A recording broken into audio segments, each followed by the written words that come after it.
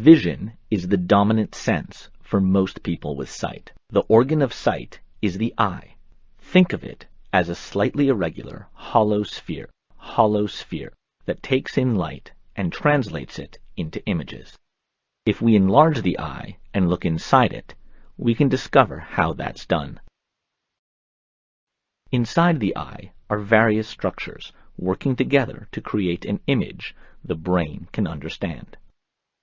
Among these are the cornea, a clear dome-like structure covering the iris or colored part of the eye, the lens directly below it, and the retina, which lines the back of the eye. The retina consists of thin layers of light-sensitive tissue. This candle can help us understand how the eye captures images and then sends them to the brain. First, the candlelight passes through the cornea. As it does, it's bent or refracted onto the lens. As the light passes through the lens, it's bent a second time. Finally, it arrives at the retina, where an image is formed. This double bending, though, has reversed the image and turned it upside down. If that was the end of the story, the world would always appear upside down. Fortunately, the image is turned right side up in the brain. Before that can happen, the image needs to travel as impulses along the optic nerve and enter the brain's occipital lobe. When the image forms there, it regains its proper perspective. 5 strange facts about the human eye. And make sure you stay until the end, because the last fact will blow your mind. Number 5, blue eyes. We have all seen them before, on someone. Maybe a family member. Or maybe when we look in the mirror. But if you have blue eyes, then you are only a member of what is a recent genetic mutation. For blue eyes were part of a mutation that occurred only 6,000 to 10,000 years ago. To put that in perspective, brown eyes have been around since the beginning of humans, and that is about 200,000 years. Hans Heiberg from the Department of Cellular and Molecular Medicine at the University of Copenhagen states that, originally, we all had brown eyes. But a genetic mutation affecting the ACAR2 gene in our chromosomes resulted in the creation of a switch, which literally turned off the ability to produce brown eyes. But in the end, whatever color you have, and whatever shape, we all sooner or later cry, which brings us to number 4. Our tears. When you cry, your tears are not the same as when you yawn or when something irritates your eye. They have a different composition. In fact, different tears, that is, tears of joy or tears of sadness, even look different from each other. In fact, one woman named Rose Fisher proved this by taking different pictures of tears under a microscope. She studied 100 different tears and found that the tears that come about from hard laughter aren't even near to the tears of sorrow. Like a drop of water, each tiny teardrop carries a microcosm of human experience. Her project is called the Topography of Tears. Each picture is taken from a different tear, and they have a different structure. You can tell just by looking at them, the difference between pain and laughter. It is quite amazing. Number 3, your retinas don't see the world the way you think they do.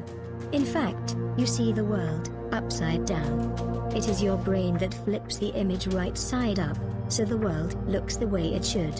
Which gives rise to the question, if the brain flips the image right side up, without us even knowing it, then what other ways does it fix the image that is coming through our eyes? Well, it also unscrambles the image, because the image that comes to your eyes is split in half. Your brain puts 2 halves of the image back together. It also fixes the problem that you cannot really see the color red. That's right, if it is your favorite color, it is a figment of your brain. Your retinas cannot detect the color red at all. It is your brain that blends the color together in order to make it, because your retinas cannot record it at all. Number 2, men and women are not equal. The eyes of women and men, at least how they see the world, is much different. In fact, the brains of women and men process colors in different ways. New research has shown that if both sexes look at the color orange, for example, that men will see a redder version of orange than a woman will see. That is, a woman will see a lighter version of orange. This is the same for many colors, but you can take the color green for example. A woman will see a much greener color of green, whereas a man will see a dark color of green. Researcher Professor Israel Abramov states that differences between the sexes' color vision cannot be explained by differences in the structure of the eye. Therefore, the answer must lie in the way the brain processes information taken in by the eye. Number 1. Eyes are a doorway to the soul. Recent research made by vision researcher Giovanni Caputo from the University of Urbino in Italy has shown that staring into the human eye, either your own eye in a mirror, or the eye of another person, changes the consciousness of humans. Forget hard drugs. If you stare into your own eye, it is much cheaper and better for your health. A few years ago, researcher Giovanni Caputo recruited 50 volunteers and got them to look at their reflections in a mirror for 10 minutes in a dimly lit room. For many of them, it took less than 1 minute to start experiencing something very strange.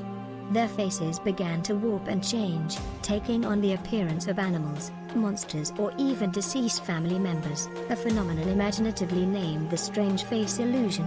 But it seems the effects are even more strange when the mirror is swapped for another person. According to the British Psychological Society, those in the group that faced one, looking into the eyes of another person 3 feet away, experienced higher levels of attenuated color intensity, with noises also seeming louder than they should. Time seemed to slow down and they felt their minds empty of all thoughts. Additionally, almost all of them said their partner's face appeared deformed. 2/3 saw monstrous beings and 15% even saw traits of a relative's face emerge on their partner. So I guess the eyes are really a window to the soul. Or maybe something else. Or maybe something else. Or maybe something else.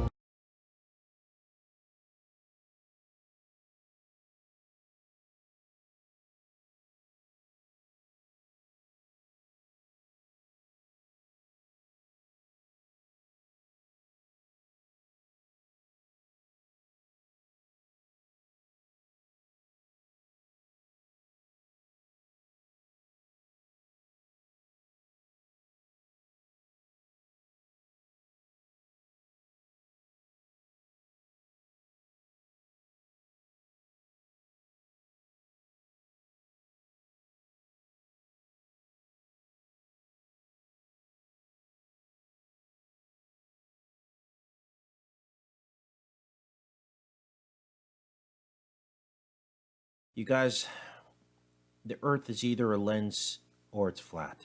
I showed you the inner eye, but it is not a globe. But it is not a globe. Enter the stars, and we found something that's simply incredible. We found that the shape of the universe exists inside of the eye. From eclipses of the moon, we found the sun. We found the rainbows. We also found the floating planets above us in the stillness. We found the 4 muscles of the eye, which are the 4 pillars of the world, as well as hell, the iris below, the pupil, the dark pit, and there's so much more, and I can't wait to show each and every one of you.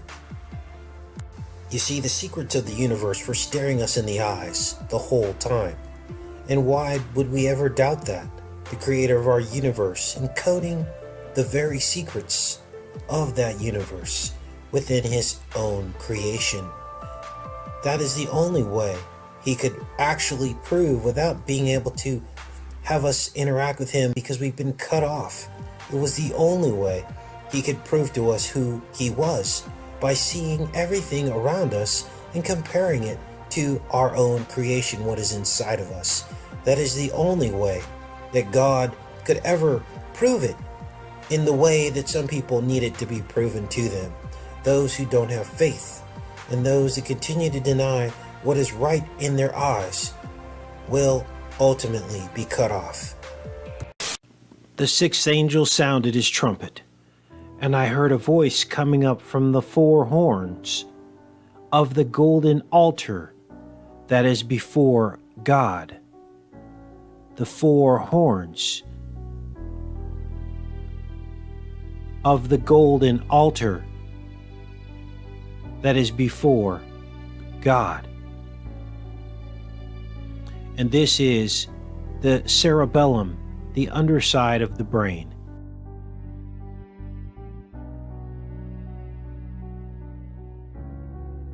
And I saw another mighty angel come down from heaven, clothed with a cloud and a rainbow upon his head.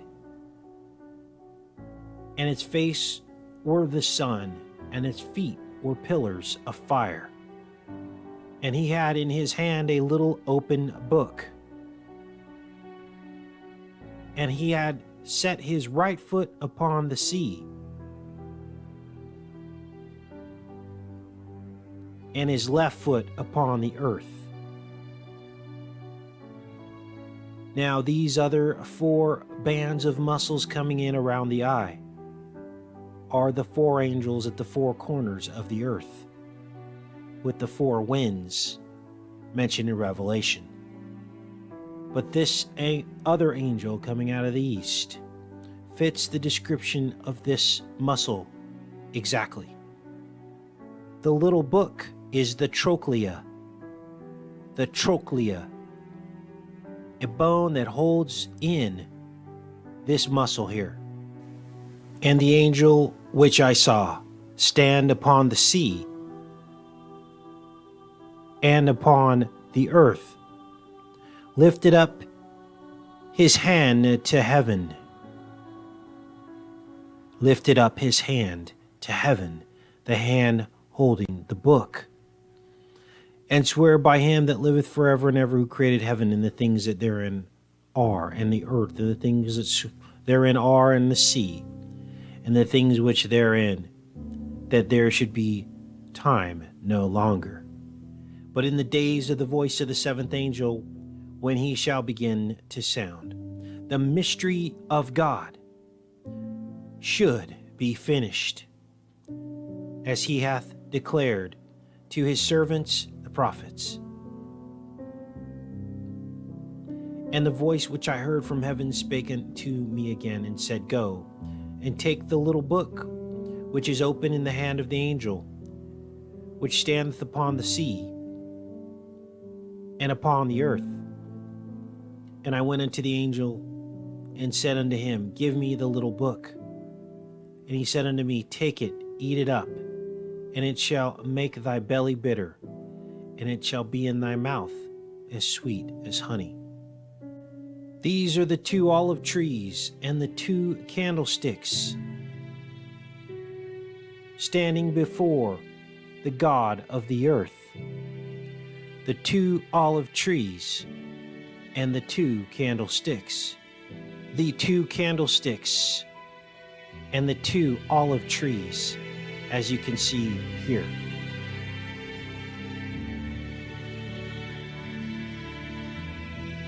Here are the trunks of the olive trees and the tops.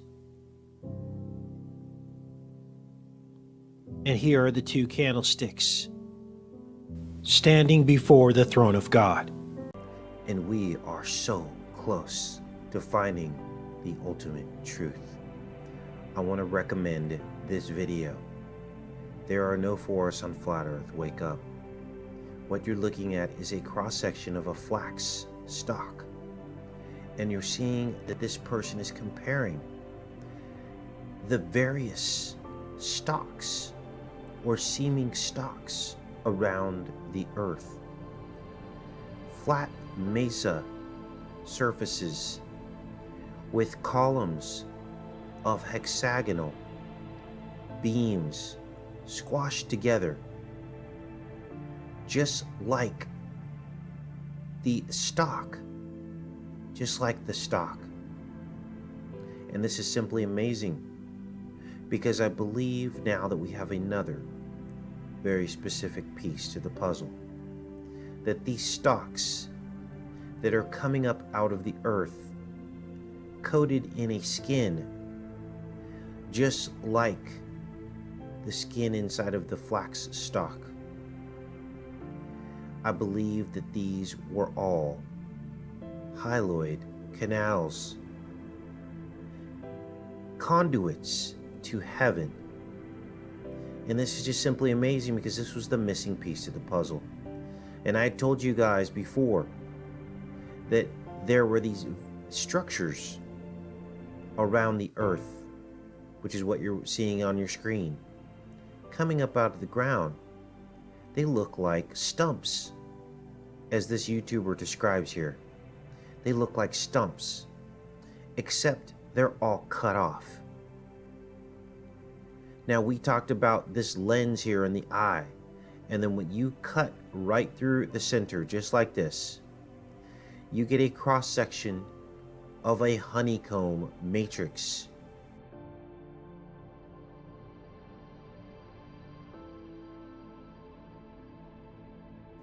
We also talked about the different areas around the earth. The Devil's Postpile in Mammoth and Giant's Causeway in Scotland, and how these large hexagonal features were coming up out of the ground, confirming the cross-section theory of the earth here, that this convex lens is where we live. We also told you about the dome being the firmament, that this was depicted in the Hunger Games when Katniss shoots her arrow, her arc, with a string attached to it, the hyaloid canal, into the firmament dome, which is all hexagonal.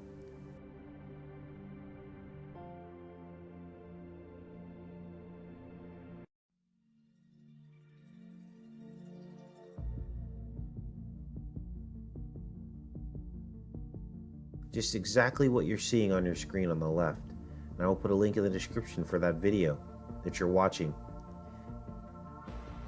And we understand that when you do a cross section of the rods and cones that line this inner eye here, it also looks like a hexagonal honeycomb matrix.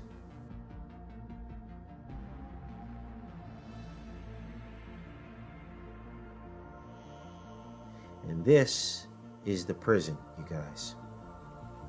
But it goes even deeper, because you're wondering, why are they all cut off? As this gentleman is demonstrating in this video, why are all these stumps cut off?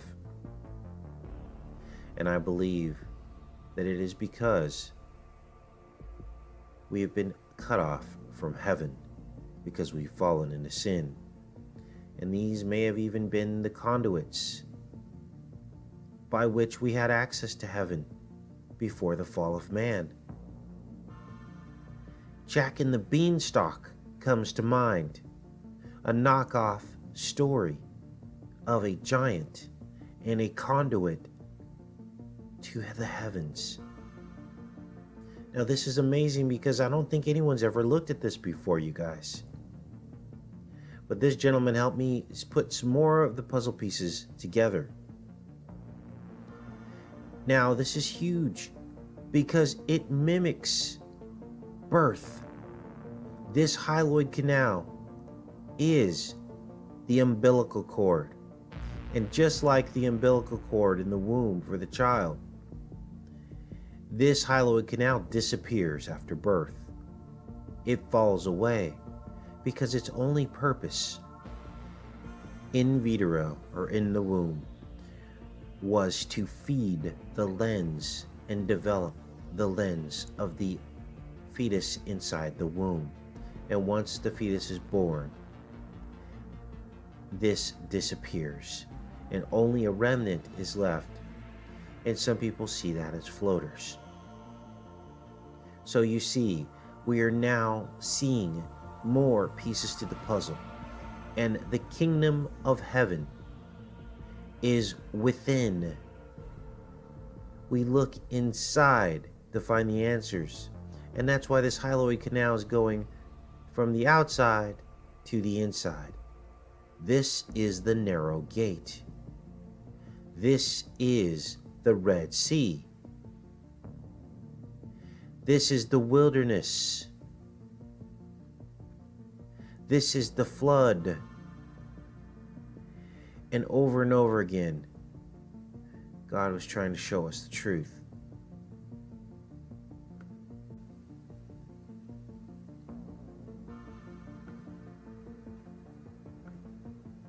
And here we see the side-by-side that this YouTuber puts together for us that so effectively shows that these, in fact, do look like tree stumps. And on your right, you're looking at the rings of certain trees that seem to resemble the honeycomb matrix that we've been talking about. Were these conduits to heaven? Was this the fall of man?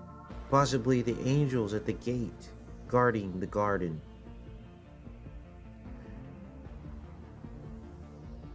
Was this an ancient forest of trees going to heaven? These are the questions that will become clear in the coming days as we continue to try to fight to find the truth. Why do we fight to find the truth?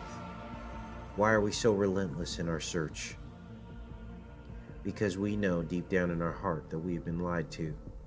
We know we've been lied to. And we know that the truth is out there. And the controllers of this world do not want us to find it. We know who rules this realm. We know who rules this realm. And therefore we know that there are other answers and other ways for us to find the truth, if only we want it bad enough, if only we seek it. Now, what is the hyaloid canal? And how does that fit in with what we're talking about? Well, I'm going to show you. This is the hyaloid canal, the narrow gate. And 40 days and 40 nights was the flood, and 40 years the Israelites were in the wilderness, and 40 days Jesus was in the wilderness. And I believe this is the wilderness here. The child in the womb for 40 weeks. It all fits together, you guys. He was trying to show us the truth. The hyaloid artery is a branch of the ophthalmic artery, which is itself a branch of the internal carotid artery. It is even calling it a branch, like a tree. It is contained within the optic stalk. That's like Jack and the Beanstalk, the stalk of the eye. The branches extend from the optic disc through the vitreous humor to the lens. The optic disc being the back here, and then the lens extending through the vitreous humor through the wilderness. Usually fully regressed before birth. Its purpose is to supply nutrients to the developing lens in the growing fetus. We are born then into sin. It is cut off, just like the images we're seeing around the world. And that is fascinating. During the 10th week of development in humans, the lens grows independent of the blood supply, and the hyaloid artery usually regresses. Its proximal portion remains as the central artery of the retina. The central artery of the retina, through which all vision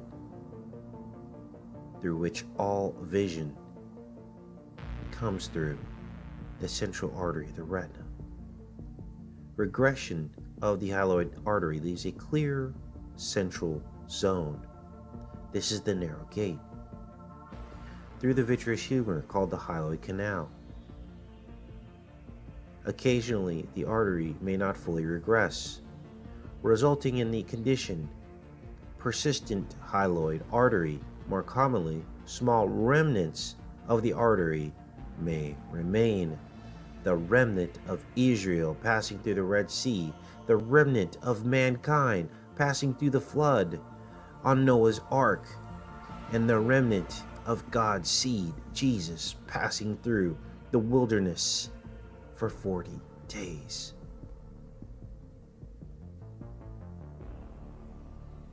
Free remnants can sometimes be seen as floaters. An anterior remnant of the hyaloid artery can be seen in some people as Mittendorf's dot, a small pinpoint-like scar on the posterior surface of the lens.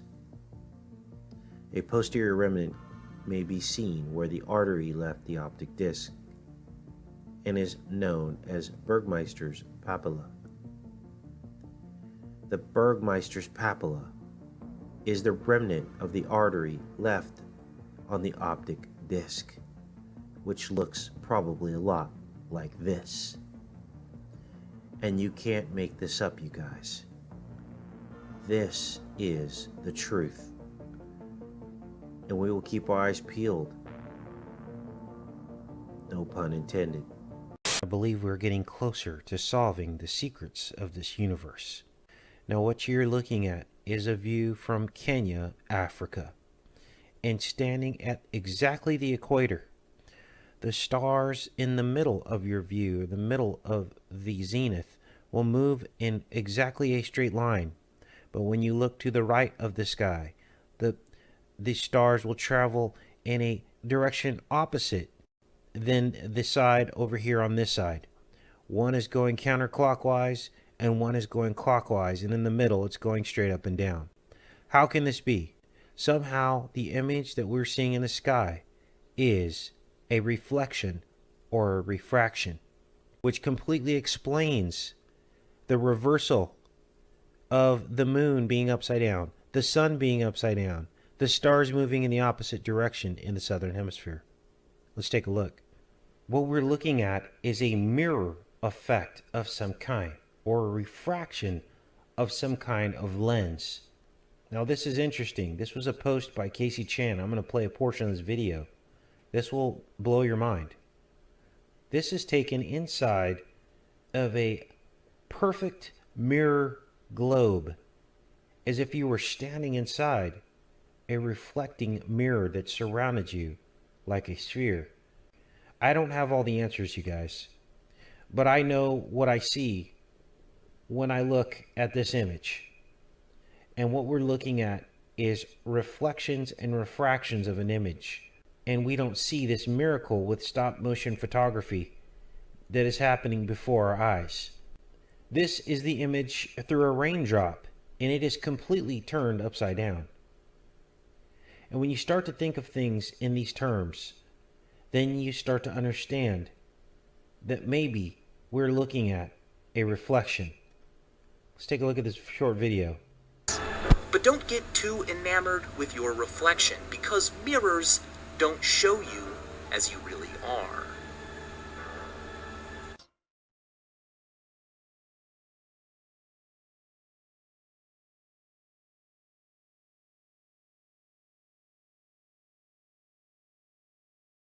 Now what this man was demonstrating is that when you're standing in exactly the middle of this mirror globe, that you see your face fully in your reflection.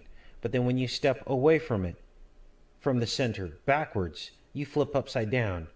But when you approach the side of the mirror from the middle inside, you are right side up. So in effect, it is mimicking the image that we're seeing here as we're looking at the night sky from the equator only. When you're in the northern hemisphere, the stars go only one direction and they spin. And if you were to step over a few feet in the southern hemisphere, they spin in the opposite direction.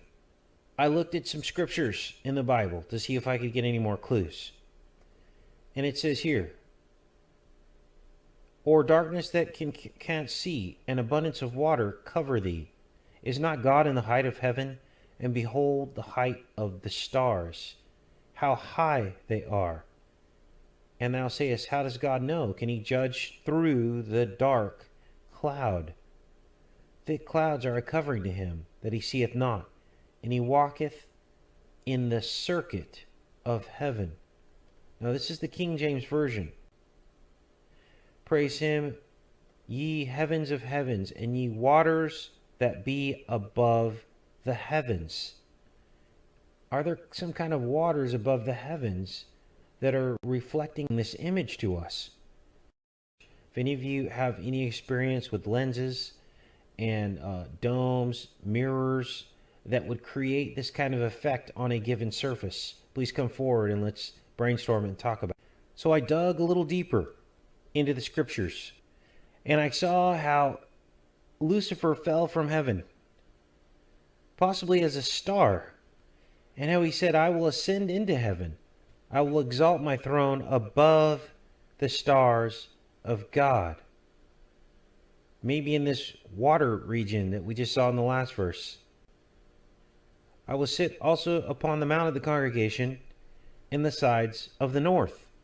Now, for those of you that believe in God and have faith in Jesus Christ in the Bible, and take it as the indelible doctrine of the Creator, the Bible is clear, and God doesn't make mistakes. The sun is what stands still, not the earth. If the earth was rotating around the sun, he would say that the earth stood still, and that is what caused the sun to stop in the sky. Instead, in these 3 Bible verses, the sun and the moon stand still in their habitation. Not the earth stops spinning. Again, God doesn't make mistakes. Now let's get into the book of Enoch and see what it has to say. And Enoch confirms here that it is the stars and the moon and the sun that are moving, not the earth.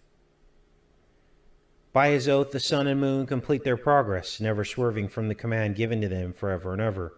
By this oath, the stars complete their progress. We see clearly here that everything exists on winds, and that is what governs the movement of heavenly bodies, as well as the clouds of the earth. They're on separate wind tracks, as it says here. I surveyed the receptacles of all the winds, perceiving that they contributed to adorn the whole creation, and to preserve the foundation of the earth. I surveyed the stone which supports the corners of the earth. Now it uses the word corners, so we have to be careful here. I also beheld the 4 winds which bear up the earth and the firmament of heaven. And I beheld the winds occupying the exalted sky, the heavens, arising in the midst of heaven and of earth, and constituting the pillars of heaven. I saw the winds which turn the sky, which cause the orb of the sun and all of the stars to set, or to move around the sky. And over the earth I saw the winds which support the clouds. So 2 separate wind tracks. I perceived at the extremity of the earth the firmament of heaven above it. Then I passed on toward the south. So he started in the north, and he saw the firmament of heaven. Firmament of heaven, which means heaven is firm just like the earth is firm. Then I passed on toward the south. Then he gives more descriptions of what he saw in the south. Now this is interesting because Enoch talks about the stars, and that this place until the consummation of heaven and earth will be the prison of the stars and the host of heaven. Up above this firmament, the stars which roll over fire are those which transgressed the commandment of God before their time arrived, for they came not in their proper season. Therefore was he offended with them and bound them until the period of the consummation of their crimes in the secret year. So basically, there is a time where there will be a consummation between heaven and earth, and we know that. And the firmament between us will be erased, is what Enoch is saying here, which is, to me, it's fascinating, because it could explain how the image of the stars is reflected, and we are seeing an image of it rather than the actual stars themselves. And as we read on in Enoch, we see the truth about why the heavens were made.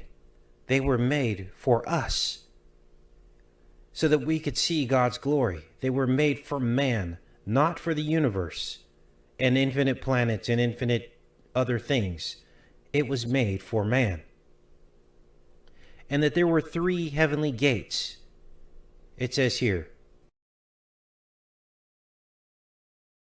through each of these small gates the stars of heaven passed on and proceeded toward the west by a path which was seen by them, and that at every period of their appearance, when I beheld them, I blessed. Every time is which they appeared, I blessed the Lord of glory, who had made these great and splendid signs, that they might display the magnificence of his works to angels and to the souls of men, and that these might glorify all his works and operations, might see the effect of his power, might glorify the great labor of his hands, and bless him forever. And here is the hope, and here is why we are a little bit different. In his presence he existed, and has revealed to the saints and to the righteous the wisdom of the Lord of spirits. For he has preserved the lot of the righteous, because they have hated and rejected the world of iniquity, and have detested all its works and ways, in the name of the Lord of spirits. We don't love this world. We love the Lord of the spirits, God, and for that we will be hated. And in those last days, the saints and the chosen shall undergo a change. The light of day shall rest upon them, and the splendor and glory of the saints shall be changed. And the day of trouble, evil, shall be heaped up upon sinners. But the righteous shall triumph in the name of the Lord of spirits. Others shall be made to see that they must repent and forsake the works of their hands, and that glory awaits them not in the presence of the Lord of spirits, yet that by his name they be saved. The Lord of spirits will have compassion on them, for great is his mercy, and righteousness is in his judgment, in the presence of his glory. Nor in his judgment shall iniquity stand. He who repents not before him shall perish. Henceforth I will not have mercy on them, saith the Lord of spirits. So everyone will be given a final chance to see the miracle of God's glory before the end. And the thoughts of those who dwell on the earth shall transgress within them, and they shall be perverted in all their ways. They shall transgress and think themselves gods, while evil shall be multiplied among them. And the punishment shall come upon them, so that all of them shall be destroyed. Now, just before this verse, Enoch talks about how everything in the sky is going to change, and that the seasons will be late, and fruit won't bear from trees. Now, anytime we hear a star falling in heaven or in the book of Enoch, it falls from heaven to earth. How can that be if the stars are billions of miles away and could fall and destroy planets? How can that be that these stars fall from heaven to earth all the time in the book of Enoch in the Bible? And here Enoch tells us what the stars are, all called by their respective names. In a righteous balance I saw it. He weighed out their light, the amplitude of their places, and the day of their appearance and their conversion. Splendor produced splendor, and their conversion was into the number of angels and of the faithful. We and the angels are represented in the stars. Then I inquired of the angel who proceeded with me, and explained to me secret things, what their names were. He answered, a similitude of those has the Lord of spirits shown thee. They are the names of the righteous who dwell upon the earth, and who believe in the name of the Lord of spirits forever and ever. Now we can understand why the morning star signified the coming of Jesus. And now we can understand why Lucifer fell like lightning from heaven. And there was a time when all the morning stars sang together, or all the stars sang together in heaven, before the fall of Lucifer. Do you see how all this can start to fit together?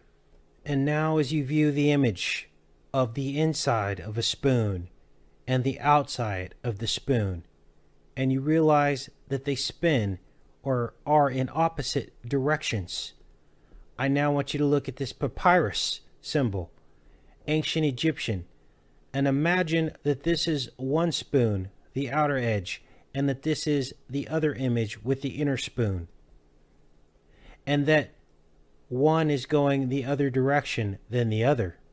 But at the equator, at this line,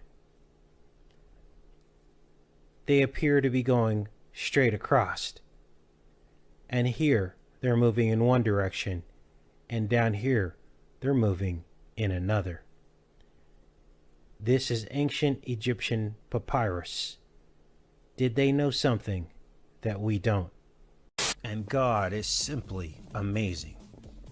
In researching further into the dung beetle, just after the video that I just put up about the scarab beetle, I'm finding some fascinating subject matter on the colorization of these beetles. Now, what I'm talking about is circularly polarized light. In other words, the light is made of structure. The color is made of structure, not of pigment. Now here is one amazing example of how this is demonstrated. This is a berry, and this berry has some of the most intense color in the world. Why? Because the structure of it is like millions of tiny mirrors reflecting light back at you. When you change your position, your viewpoint, looking at these berries, it can actually change colors. Now, there are some diagrams here that demonstrate how this works. Light comes in through a surface material, reflects off of an internal material, and comes back at your eye. Now these can be layered in several layers with different plants and animals throughout God's kingdom. Here's another example of how this works. Multiple layers, single layers. But there always seems to be one rule. A background of dark pigment is necessary for us to see this. The backdrop. And that reminds me of the night sky. Now, how did we find this? How did we stumble upon this? We were examining the scarab beetle and noticing how the reflection, the structure, the makeup of the night sky at the equator, spinning in opposite directions to your left and right view, but going straight up and down in the middle at the equator of Earth, was similar to the makeup of the scarab beetle, and also the images we are given by ancient Egypt. And we noticed how there were two lenses depicted in what we are shown that seemed to mimic the spoon reflections. So we have a spoon here, the inside of a spoon, and a spoon here,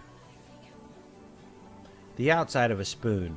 And when you look into the outside of a spoon, we'll just imagine that this is it here, we notice that this image of the scarab beetle seems to mimic the image that we would see in the night sky of the spoon. Now I'm explaining this further because this was a little confusing on the last video.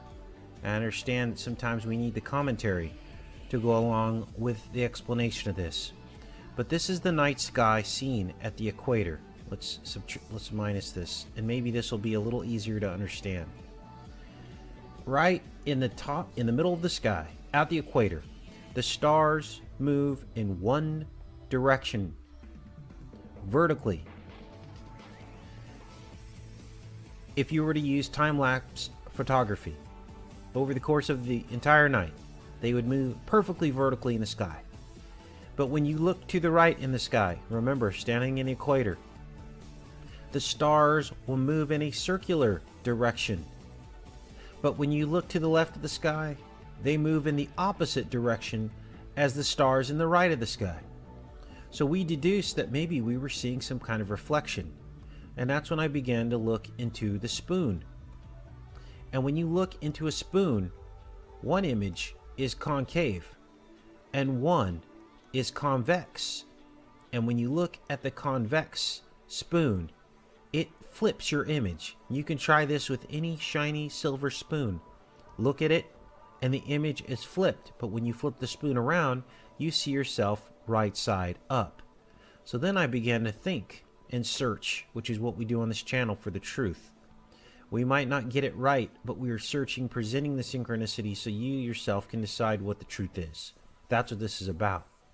And I realized something very bizarre, that this scarab beetle, we are seeing a spoon here and a spoon in this direction here. So we're seeing this image, this same thing, in which spiraling something this way would move it in one direction here, but if you flip the spoon around, it would move in the other direction.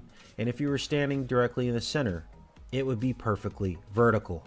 And that's the amazing, fascinating thing about this scarab beetle and how it's depicted here in this ancient artifact and many hieroglyphics with two opposing spoons, images, which of course gives us what we would see in the night sky, which simply blew me away.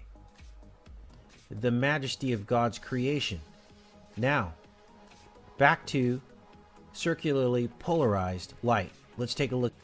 Now, when we say circularly polarized light, that reminds me of what we are seeing in the night sky at the equator, in which a backdrop of complete darkness is necessary to make out this structural light, according to this man here. The backdrop, the final layer of darkness, is needed, and that is outer space. Now, how does this work? It works with films and thin layers, the upper water firmament, and how light is reflected. We talked all about that in a couple videos ago. And this is amazing. This is the fractured surface of some of these films. And when the light shines through and shines back, it structurally gives a different color. Now, pigment works in much of the same way, except that it only reflects back one color. That's the difference between pigment and structural color. Structural color uses its structure and reflection like a bunch of tiny mirrors to block and change what your eye is seeing. So from different angles, the color can change. It's simply amazing. Now, the scarab beetle has this quality. It's one of the few animals in the animal kingdom that can do this most efficiently. These berries also fall under that category, as well as the peacock, some squid, and they're actually trying to use this technology for camouflage in the military. They're developing it right now. It's also used by the insides of seashells. That's where we get the seashells, and we've done some work on the heliotrope that is derived from the Hexaplex trunculus seashell that makes a purple, a royal purple, and a royal blue color. Now, here are some other examples of animals in the animal kingdom that have varying degrees of this ability of circularized polarized light. And what this does is it further implicates those in control, the evil one, of knowing this knowledge, knowing what is going on, but hiding this information from us and trying to use it to elevate themselves as gods, the ancient Egyptians namely. We see this in their hieroglyphs. They knew the secret, and almost in every instance we see the two lenses, with this one giving it away, with the bottom lens being the opposite side of the spoon. You'll more easily understand this by using a spoon and looking at the image, highly polished spoon. And this will tell you what the night sky is doing. They give themselves away because they think that we're not smart enough to figure it out. And the evil one wants to be like the Most High. Now this links all the way back into the work we did on Nut, the sky goddess, the canopy of stars. Another example of them trying to take credit all the way back to ancient Egypt for the masterpiece of God's work. And then the people being subjected to that because they are worshiping the false gods, the people that didn't create this, but the ones that are trying to take credit for it and seeing this as awe and wonder. And this is what enrages the Most High, because the people that are in subjection to the ancients were sacrificed, killed in war. The war god Wepwawet, who delighted in sending men on through to their deaths in the cycle of the Ouroboros. Now this is going to blow you away, and I believe that we are very close to the ultimate truth. As for what it would look like, first, you would see your face quite clearly. As you moved away, at a certain point your face would cease to shrink away in the mirror and instead would grow larger and become magnified until you reached the center, at which point your face would fill your field of view. To the center, your image would flip upside down and continue receding away. It would look a bit like this. But don't get too enamored with your reflection, because mirrors don't show you as you really are. And now I want you to imagine that you were standing inside the mirror sphere on the flat dome-shaped earth, and that the equator would be a central circular line around the lens of your eyeball. And at that point, you would see perfectly the night sky. And that as you went up in the northern latitudes, the sky would start to spin inside the mirror sphere in one direction.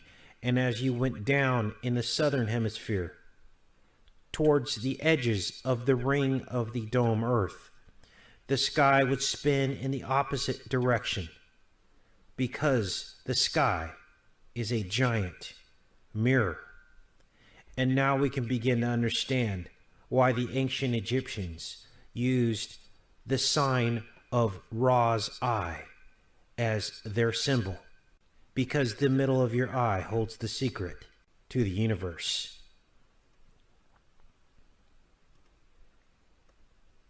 And this is the night sky at the equator, the central part of the lens of the eye, circumnavigating the very middle portion of this bulb. And I believe that this quite possibly could be the answer to all of our questions, you guys. The only way to reproduce this experiment is to make a giant room that is shaped like a mirror, and make a platform shaped like this lens, and to stand on it at different points, to stand here and see if in fact we are seeing the image, and then to stand at the top and see if things are spinning in one direction, and then to stand at the edge and see if things are spinning the opposite direction. And I believe that if we can do that experiment, that we can then prove the structure of the universe. Take care and be safe, you guys. Remember I told you that I believe that we live on top of this convex lens Earth, and that this is the narrow gate back to heaven, the silver cord, the hyaloid canal. God is amazing. And if in fact we do live on top of the convex lens of the inner eye, then in fact there should be some kind of analogy to an eclipse. And lo and behold, there is. What I want you to do next is I want you to close your right eye. And I want you to stare at the L on your screen. And I want you to move your screen closer or further away from your eye, and you will see the R disappear. As you were staring at the L with your left eye and your right eye closed, you just witnessed an eclipse of your eye. Now, why does this happen? It is because there is an area called the optic disc. It is where all the nerve fibers come in through the back of your eye. And curiously, blue bloods don't have this blind spot because their nerve fibers enter behind the rods and cones, whereas ours enter in front of the rods and cones. More confirmation. But this is what causes the blind spot. The absence of rods and cones to pick up the image, and your brain can trick your eyes into seeing the images. But lo and behold, you have a blind spot, as we just demonstrated, an eclipse of the eye. So I decided to take this further, and I realized that the disc is exactly what an eclipse is. It is a disc. And when I dug deeper, I was simply blown away, because there is such a thing as a crescent of the optic nerve head, as you're seeing right here. Yes, it is a crescent moon. So now we have what you're looking at here is what seems to be an eclipse in progress.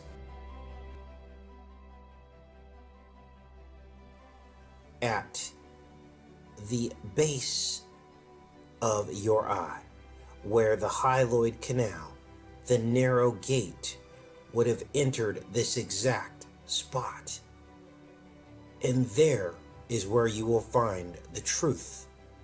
As we've just demonstrated, the road to everlasting life is narrow. The gate is narrow, and few find it. And this is the eclipse of the eye. And the eye Earth model is now nearly complete. All of the naysayers can no longer deny the truth, because the lens of your eye is a prism. The lens of your eye is a prism, not a prison. It is a prism. And when you look at the eye and the lens, when the light comes through, it shines a rainbow prism pattern. We live on the convex lens Earth. This is the rainbow that we see in the sky when standing at 42 degrees. 42 degrees, 42 generations from Abraham to Jesus Christ. And now we know what the rainbow is, because a rainbow can only be viewed at 42 degrees. And here we see the trochlea, which is the little open book. And we see the nerve angle at approximately 42 degrees. The 42 degree angle of light from the lens, pointing us forward within to Jesus Christ, the crossing of the optic nerves on the cross. We finally found the ultimate truth. This is our universe, standing on the convex lens Earth, the stars fixed in the firmament around the inner eye. It's all come together now, you guys. And here we are. And I get to share it with all of you. And one thing is certain. Thousands of years ago, nobody knew what the inside of the body looked like. the inside of your eyes and brain, except for God and the Son of God.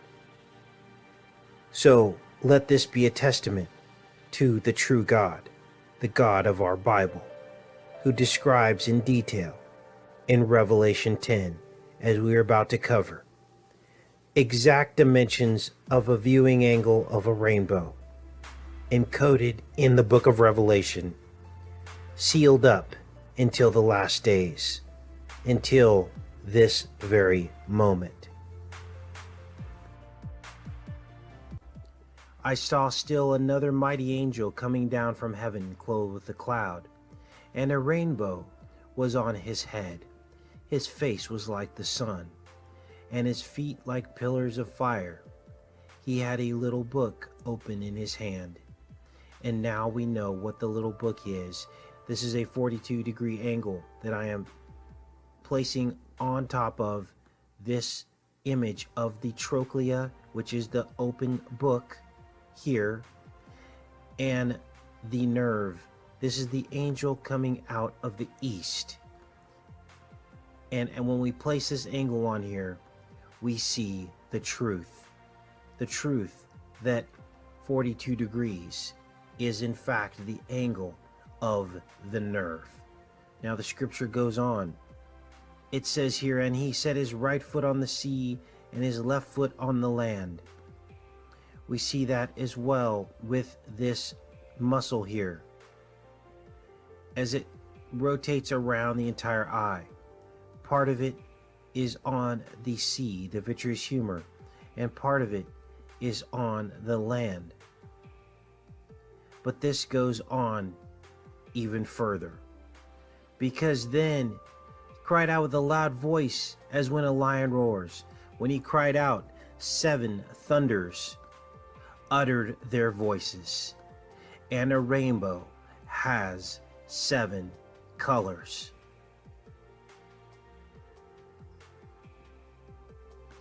The 7 thunders. And he said, I was about to write, but I heard a voice from heaven saying to me, seal up the things which the 7 thunders uttered, and do not write them. The angel whom I saw standing on the sea and on the land raised up his hand to heaven and swore by him who lives forever and ever, who created heavens and the things that are in it, the earth, the things that are in it. And you see here, when he raised up his right hand to heaven, this is exactly what we are looking at here. And the sea and the things that are in it, that there should be delay no longer, but in the days of the sounding of the 7th angel, when he is about to sound, the mysteries of God would be finished, as he declared to his servants the prophets. And they shall tread the holy city under foot for 42 months. So now we know what the angle is. The angle of the angel, the 42 degrees of the rainbow. And I saw another mighty angel come down from heaven, clothed with a cloud and a rainbow upon his head. And its face were the sun, and its feet were pillars of fire. And he had in his hand a little open book. And he had set his right foot upon the sea, and his left foot upon the earth. Now these other 4 bands of muscles coming in around the eye are the 4 angels at the 4 corners of the earth, with the 4 winds mentioned in Revelation. But this other angel coming out of the east fits the description of this muscle exactly. The little book is the trochlea. The trochlea, a bone that holds in this muscle here. And the angel which I saw stand upon the sea and upon the earth lifted up his hand to heaven lifted up his hand to heaven, the hand holding the book. And now we begin to understand where we live. Right here.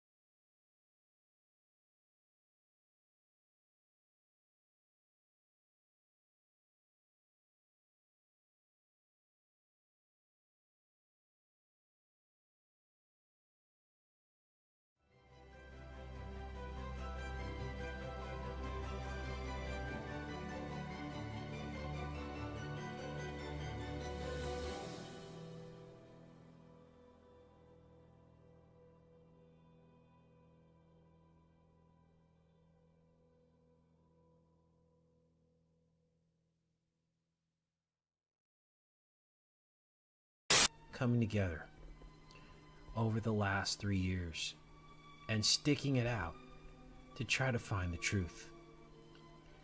And with the last video I just uploaded, we see that it could very well be possible that we are living inside of the shape of God's eye, with the lens, the backside of the lens, being the shape of our earth, a hill,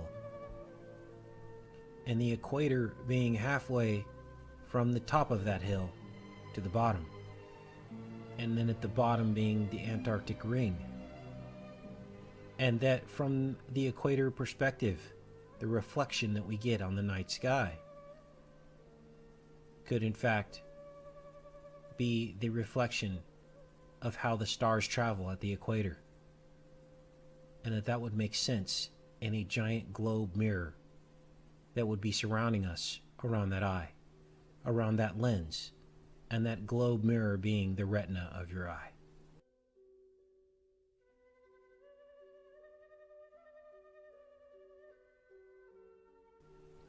So I decided to look again to the Bible and think of all the verses talking about the eye, that we were made in God's image, and that maybe that means that we were made inside of God's eye. And I thought about all of the other verses in the Bible that talk about the eye, how we will be transformed inside the twinkling of an eye. And maybe that twinkling isn't in God's twinkling of his eye, in which the whole universe might exist. And that how the devil might want to hide this information, because if we knew that the stars above us and the earth below us was shaped like an eyeball, that we might find the truth, and that the truth could set us free, and we would never again doubt our Creator. And I think about the verse in Enoch that talks about the skies above made to glorify God and to prove his creation. And when I think about that and what we just discovered, that makes perfect sense. Let's look at some more Bible verses about the eye and see if they fit in to what we just discovered. And when we look through the lens, pun intended, of the Bible with this thought in mind, everything I just described, things are seen in an entirely different perspective. That when they ate of the tree, their eyes were opened, and they should be like God's, the image of God's eyeball. And that the tree was good for food and pleasant to the eyes. And they repeat over and over the eye in the book of Genesis. And both of them, their eyes were opened, and they knew they were naked. And we think about what could be meant when Jesus said, "Let your eye be single and your whole body be full of light." And that he could be referencing the fact that if we understand that we live in the single eye of God, then we will understand the truth. And that when Jesus said that when our eye is single, that our whole body would be full of light, that when we understood that God is the eye that we live in, that our body is full of light, and that is when we become a star in heaven. But when their eye is evil, their body is full of darkness, which could be like the black holes of the heavens, those who do not have a star. And we can also see that the tree of life that she ate of, that Eve ate of, could be the retina at the back of the eye that looks like a tree. And that by eating of it, her eye was opened. And now I'm going to blow your mind, because if in fact we each have a star in heaven, as the book of Enoch tells us that we do, then could it be that the light coming in God's eye through the front is projecting our own life and brilliance onto the backdrop of the retina of our night sky, our universe that we see? And however brilliantly we shine on this earth is a direct demonstration of our stars in the sky. Could it be? Could it be? And when God kept Israel as the apple of his eye, we might be able to see what he's talking about here. And we think about Samson, whose eyes were put out. And we think about the blinding of one's eyes, and the fact that when people begin to die, their eyes grow dim. And we begin to understand that maybe this is the truth that we've all been kept from. And now we can begin to see other truths through this truth. That we're born in God's eye, in the womb. And that the placenta is like the retina. It is the image of God. And that the child is upside down. And our brain becomes the earth.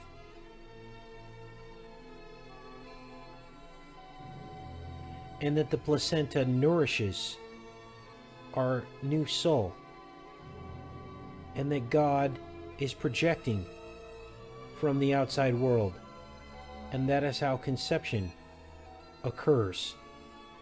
Through the lens, through the glass. And this is why the cervix of the uterus acts much like the lens, dilating and contracting. And we find scriptures like Psalms 11:4, that the Lord is in his holy temple. The Lord's throne is in heaven. His eyes behold, his eyelids try the children of men. And that the light could be shining through from the eyeball. And as we said, projecting the stars onto the retina of what we see as space. This is simply amazing. And the apple of the eye being the focal reflection or light source going in through the front of the eye, where God's throne is. And that when we ask God to be in the apple of his eye, which some of these verses state, that in fact we are wanting to be in God's favor. And it explains why the eyes of the Lord are in every place, beholding the evil and the good. And we begin to understand the as above, so below, that if God's throne is the light projecting through the lens, our stars on the heavens, as each of the righteous has their own star, according to the book of Enoch, that if that is the case, then also the light traveling through the lens of Earth, it becomes our reality. When we think about physics, and that dust and light are what make up our reality, we see creation all around us, and that all around us is God. It is the manifestation of his handiwork, projected from his light, from his love, through the lens and onto the surface of our planet. And then we are projected through our righteousness onto the ceiling, so to speak, of the canopy of stars. And when we consider for a moment the star spin at the equator, with the stars in the middle running vertically and the stars in the southern hemisphere running clockwise and the northern counterclockwise. And if we contemplate for a moment that the glory of God comes in through the lens, through the bottom of our feet, into creation, and that our stars are projected onto the surface of the black sky.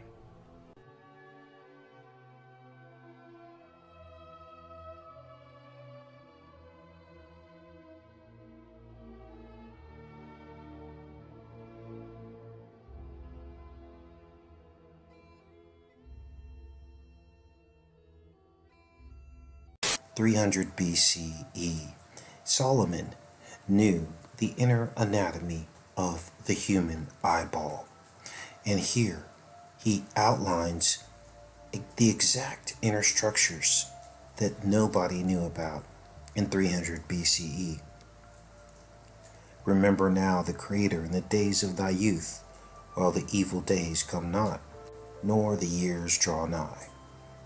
When thou shalt say, I have no pleasure in them, while the sun or the light or the moon or the stars be not darkened, nor the clouds return after the rain. In the day when the keepers of the house shall tremble, and the strong men shall bow themselves, and the grinders cease, because they are few, and those that look out of the windows be darkened. Looking out the window of the iris being darkened, that's your pupil constricting, the grinder's wheel, grinding the wheat into flour. The wheat into the flour. What does that really mean? Wheat are seeds, and all seeds have flowers. And the grinding of those flowers into the dust is the symbolism of where we are and how we've fallen.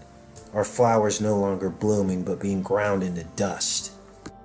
And maybe this is why they call this the cornea, because it's the grain of corn, and we never get the full picture because we're each locked in our grain silos of information, and no one ever puts the complete picture together.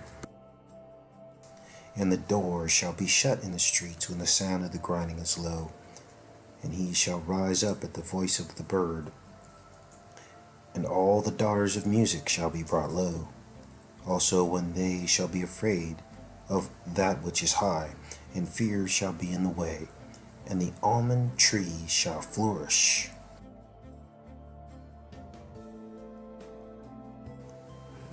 And the grasshopper shall be a burden, and the desire shall fail, because men goeth to his long home, and the mourners go about the streets. Or ever the silver cord be loosed, or the golden bowl be broken,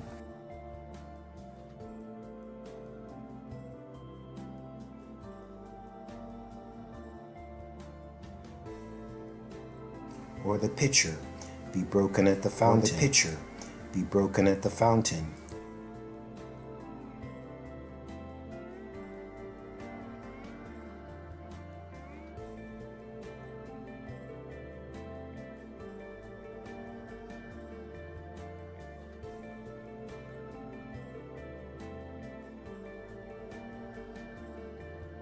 Or the wheel broken at the cistern.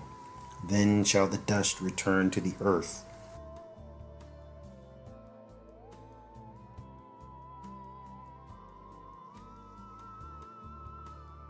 As it was, and the spirit shall return to God who gave it. And something strange happens here with the prophet Nahum as he talks about the stars of heaven and the locust crowned. Crowned with what? And thy captains as the great grasshoppers. Crowned as the locusts. And he talks about the circadian rhythm of day, the cold day. But then the sun ariseth and they flee away. This is the serotonin, melatonin, circadian rhythm. The shepherds slumber and not knowing where they are. What does all this mean? The place that they know not of where they are, is here on earth, going from dust to dust, recycling within the prison, acting as great captains and kings. All is in vain. Thy people scattered in the mountains, and no man gathereth them. So, this series of verses seems to point back to our pineal connection to the stars. Our star in heaven that represents our beacon of hope to one day return, and our spiritual connection to the Most High and His Son. The median ocelus of the grasshopper, of the locust, the third eye, right in the pineal position. We hear it talked about in Nahum as it relates to the stars of heaven. And as Enoch says, we each have a star in heaven. So now we begin to put together the pieces of what all this might mean. And it's simply fascinating. Now, it's interesting because the ocelus, this third eye, we talked about the circadian rhythm of how your pineal gland is regulating the melatonin and serotonin dance. As you go to sleep at night, melatonin is released. You fall asleep, the serotonin peaks during those hours, but then pulls you back out of the melatonin release as you're in your waking hours. And this is the rhythm that we're all locked into. We're also locked into the rhythm of the recycled dust, sleep and wake, as we all exist in this prison reality, in the dimension of good and evil, the tree of the knowledge of good and evil. But it's interesting because there's an animal named after the ocelus, and that is called the ocelot, an animal that spends its entire existence at night.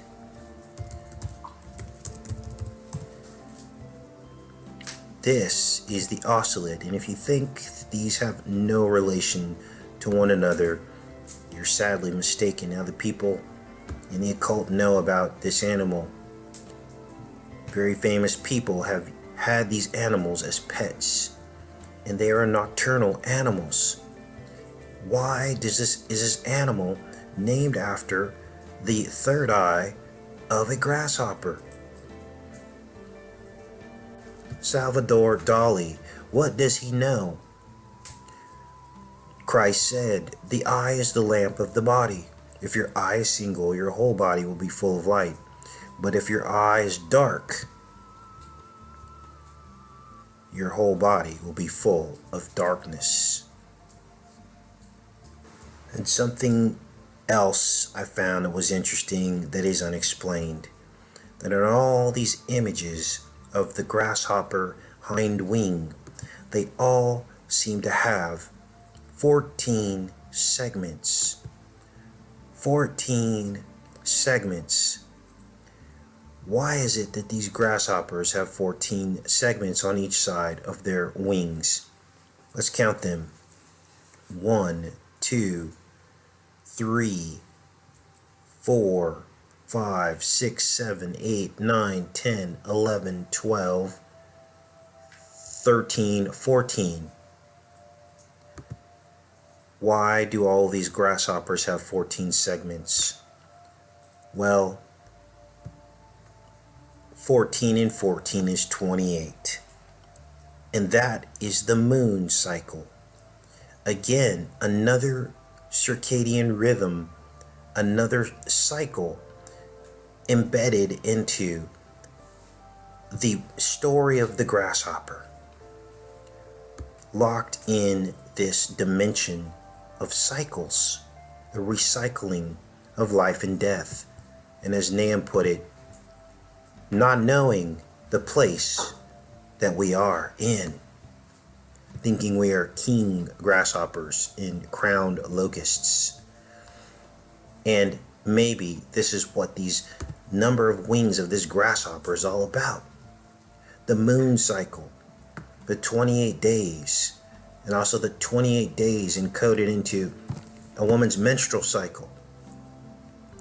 And this is the reminder of where we are and where we're at. So now we understand the secret of the locust and the grasshopper. They become the mask hiding the true nature of heaven. Locusts are depicted in the Bible as typically negative things, representing the futility, the circadian rhythms, locked, chained the rhythm, the prison that we live in. And all of that brings us back to the cicada, which is the same word minus the R as circadian rhythm, which has a life cycle. A cycle, the recycling, as we keep telling you about, the dust, the circadian rhythm, all of these are cycles. And this is the cicada. And as we've told you in previous videos, you have a layer of honeycomb matrix just under the cornea of your eye. This is it. These are the scales that fell from Saul's eyes in the Bible so that he could see. And an amazing revelation of the detail of the iris of your eye shows the truth hiding in plain sight as you begin to see the reflection of this honeycomb matrix hiding just beneath the surface. Look at this. This is fascinating. These are the snake scales. This is when sin entered the world. Eve's eyes were opened. The scales that we look through out into the material world, hiding in plain sight all this time. This also becomes the cistern wheel. The cistern wheel. They knew the inner workings, the complexity. There's no way they could have known this in these ancient biblical texts without a microscope. But here it is, right here. This being one of the best pictures depicting the serpent scales, which is why Jesus Christ had to come, die for us, to correct our blood. Take care and be safe, you guys.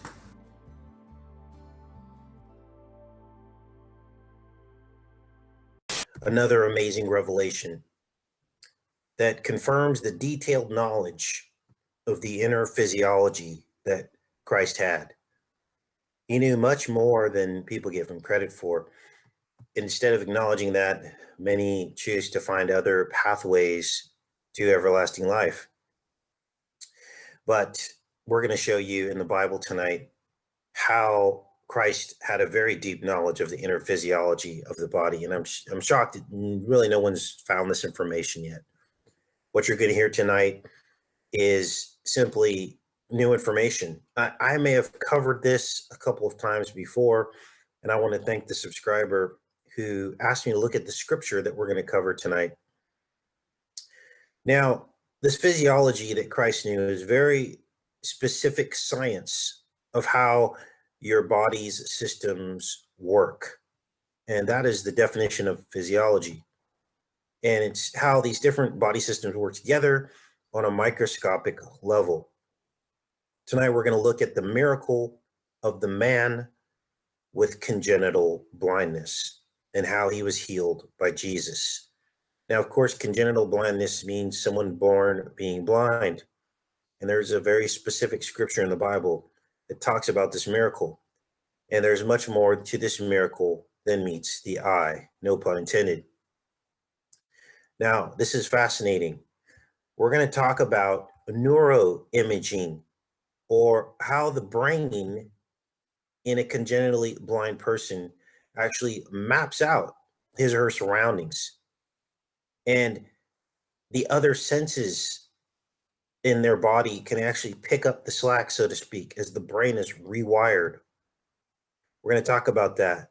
We're also going to talk about how even in a completely blind person, There's this inner light that can be measured in a brain scan in its activity in the visual cortex where there should be none. Now, what is the visual cortex? We're going to have to go into some basic physiology for you guys to understand this, okay? This area at the back of the brain here is the visual cortex. This is the area where vision is processed. We have to basically follow the pathway of light here to see what this is all about. Let's open this in a new tab here. Oh, that image is not going to work. Too dark. All right, here we go. See if this one works. So what you're looking at here is the pathway of light coming into your eyes. Let's blow this up here.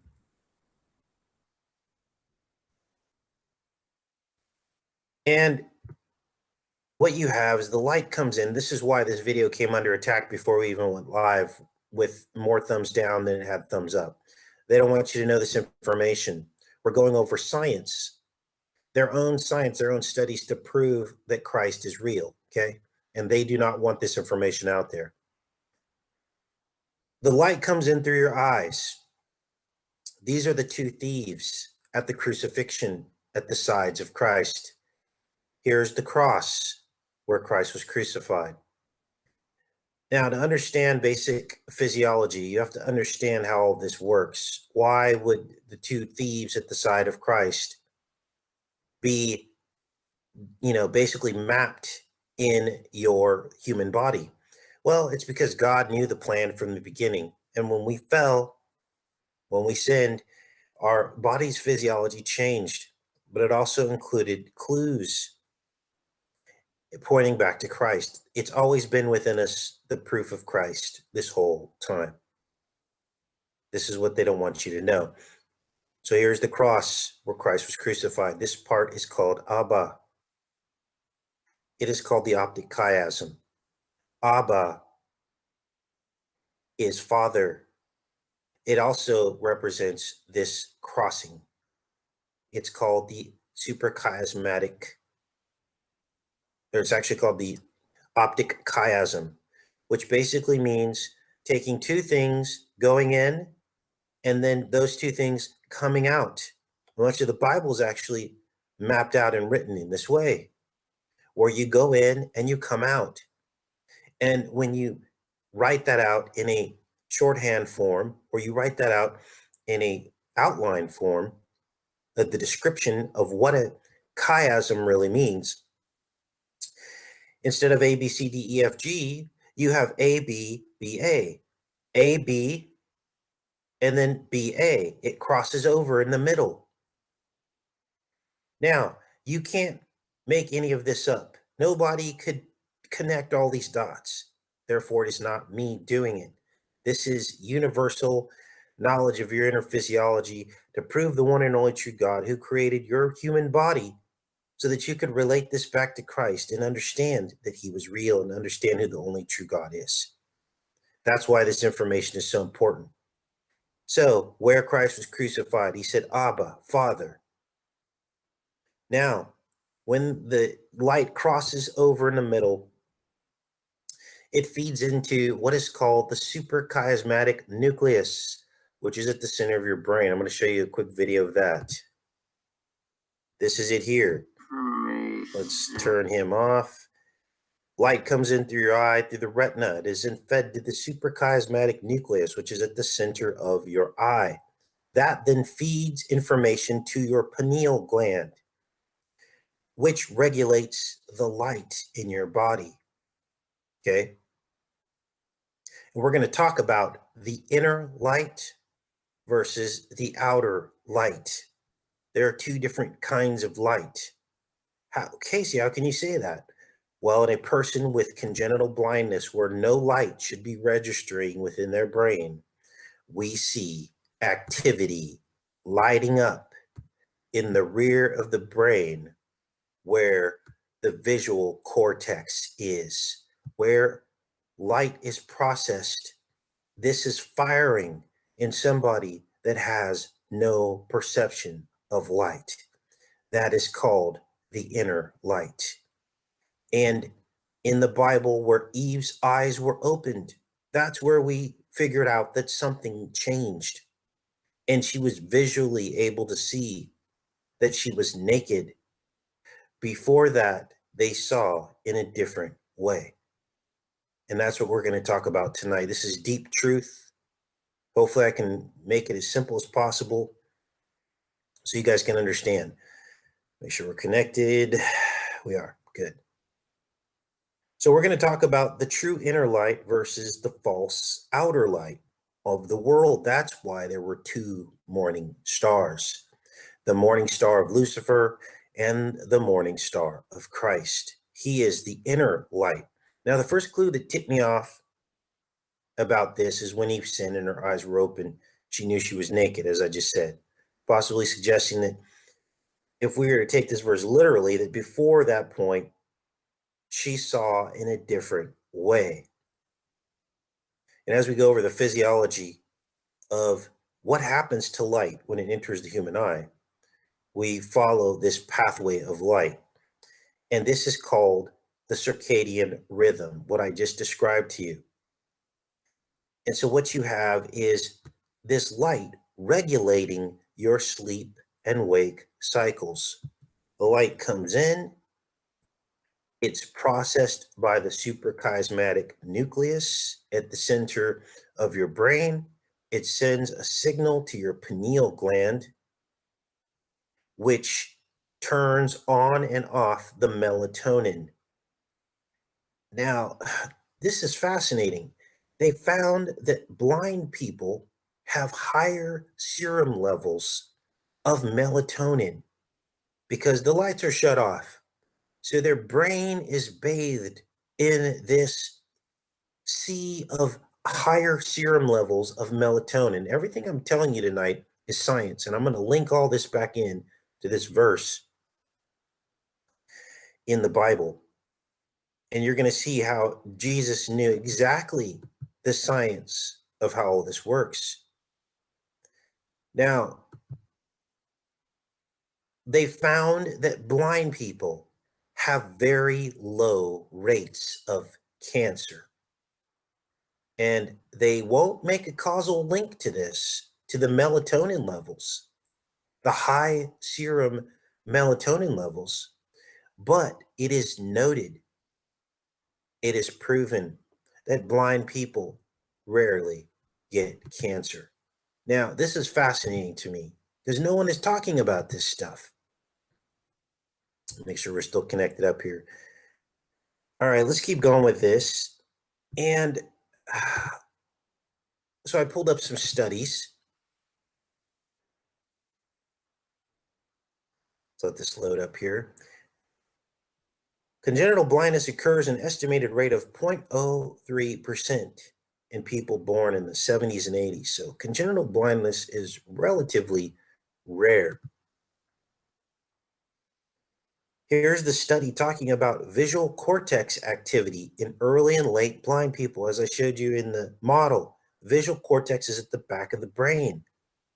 And there should be no brain activity. But according to the study, brain imaging studies describe visual cortex activity in blind people during non-visual tasks, such as braille reading. Why would their visual cortex be firing up during braille reading?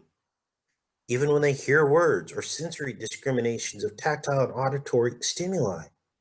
It's almost like their brain is rewiring itself back to before the fall, before our bodies and physiology were different. Simply stated, loss of vision does not lead to permanent inactivation of visual cortex. These counterintuitive findings support the notion of altered capabilities for survival modalities, the reorganization of cortical functions. There are two possible mechanisms for modifying activity in various parts of visual cortex blind people. One is that the changes constitute de novo cross-modal plasticity. So this is just a fancy word for Everything gets rewired through when you're sensory deprived. And what's amazing is all parts of the brain pick up the slack. This is fascinating. Here's a study on the functional neuroimaging of sound localization. This is how blind people actually can map their surroundings using whatever senses they have left. Audio. They even found that the tongue picked up the slack.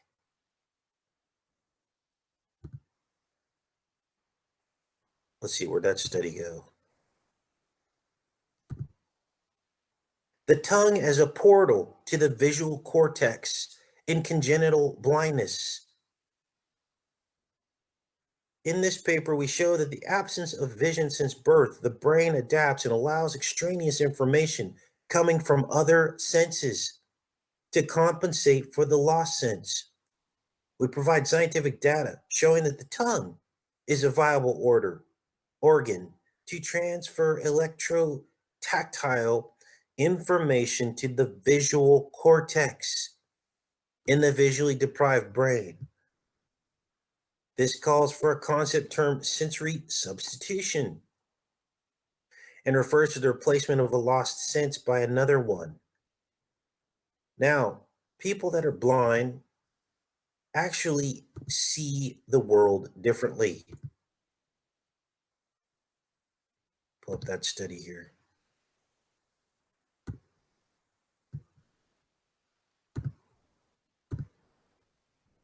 People who have been sighted and then become blind use an allocentric reference frame. So this would be like basically at one time you could see, and then all of a sudden you became blind later. Meaning they remember locations as they are positioned relative to one another. The same way someone who can see does it. In contrast, people that are born blind preferred egocentric reference. So these are people that have never seen an object before. They were born this way. They first remember a starting point at home and then store a memory of the locations from the home location. Now, when I read this, it gave me chills because this home location is like our Father in heaven, home. But once the cat's out of the bag, so to speak, and we see, like Eve did, everything changes. We start seeing things in relation to one another. We start seeing things divided instead of from one home. So I wanted to show you guys these studies, and now we're going to get into the verse, but I had to set the groundwork for how all of this is going to relate to the verse that we're going to read. Let's close up some of these windows here.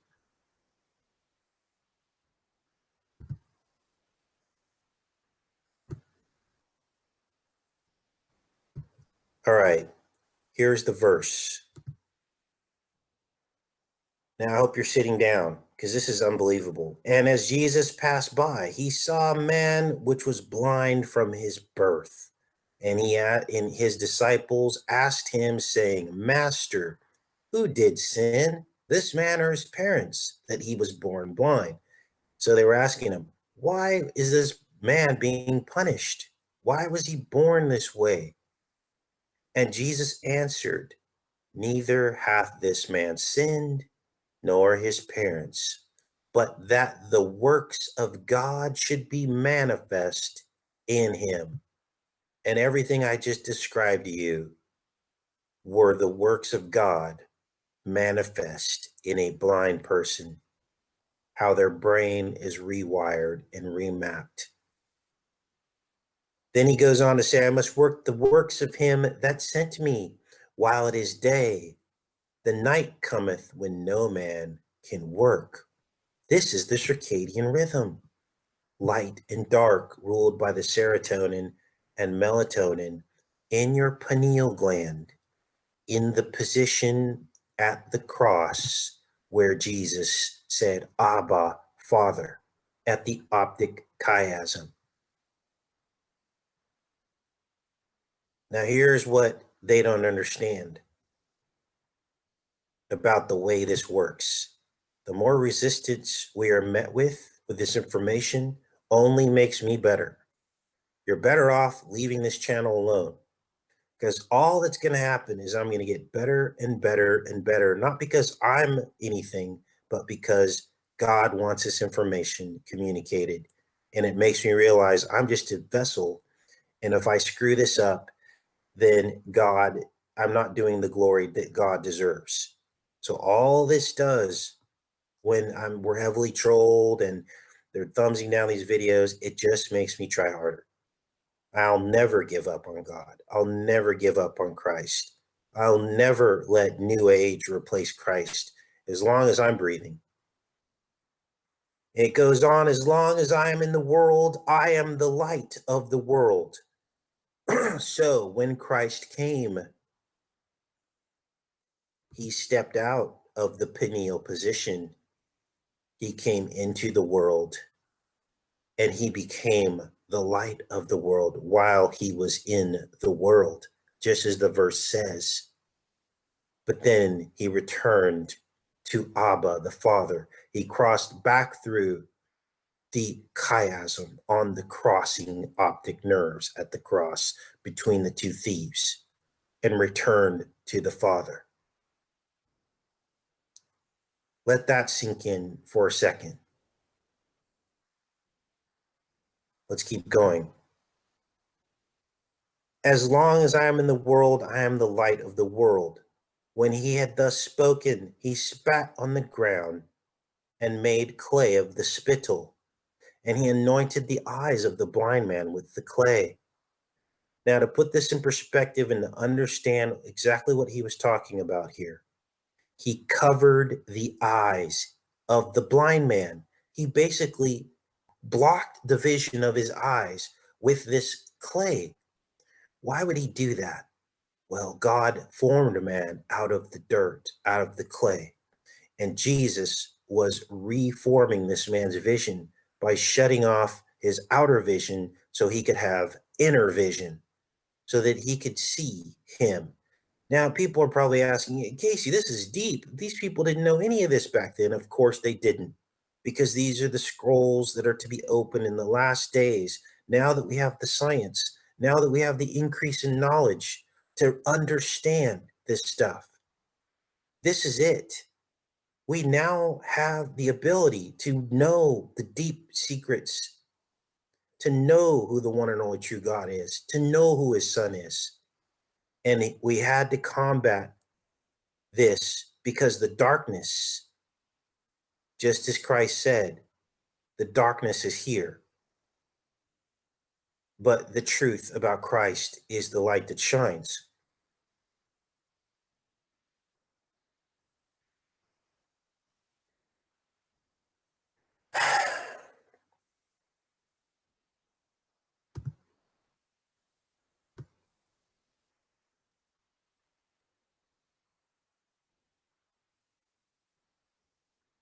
The night cometh when no man can work. What does that mean? Well, it's like a black Sabbath, the 7 years of the tribulation, 7,000 years since the beginning of man. We are in the black Sabbath. It's coming, the end of days, the darkest hour before Christ returns. Everything is reflections and opposites with this stuff.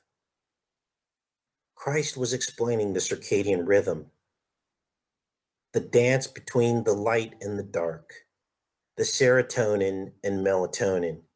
He is the light, the pineal, which is just an antenna in our bodies, but in the spiritual realm, this is the model or map of how things work in the universe. And it was mapped into our bodies so that we could find the truth one day. And the pineal gland, of course, regulates the circadian rhythm. It receives the light and dark stimuli. When it's dark, the melatonin is released. And the way this whole scripture is mapped out, the way it's structured, they first ask about blindness. Then Jesus talks about light and dark. Then he talks about him being the light of the world while he's in it. So it's basically telling you the pathway of light. And it's telling you about the pineal and how it came forth. It was sent into the material world. He came from this position into the material world, down to our world, where we see in a different way, in the material world. And he was crucified. And then when he left, Lucifer took back over with the false light, because Lucifer is the light bearer too in the material world. And he told Eve to open her eyes so he could deceive her. It's all there, you guys. So these verses talking about the covering of the eyes, okay? Locking out the light, leaving only the inner light. And as we demonstrated to you, this inner light is active in even people that are blind. This is what cured the blindness. And this dust that he grabbed from the ground was the cursed dust. But Jesus uncursed it by spitting in it in his hands. You notice he uses the hands that would have a nail driven through them later. Because his sacrifice is what is the healing. Okay? I'll say that again. When he picked the dust up from the ground in his hands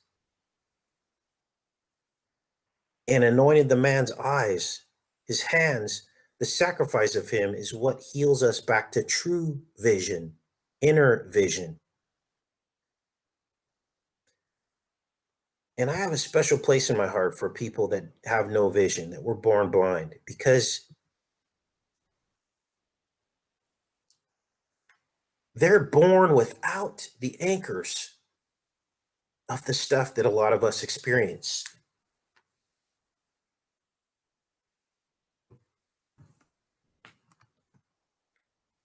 Okay, the visual things that we have to experience in this life. Shiny new cars, attractiveness, all this crap that gets in the way of the truth. And as we demonstrated to you, their brain is remapped. It's almost like they go back to the original plan. And as the verse says, so that the works of God should be made manifest in him, the blind person. You never see blind people depressed about the way that they were born. They deal with it.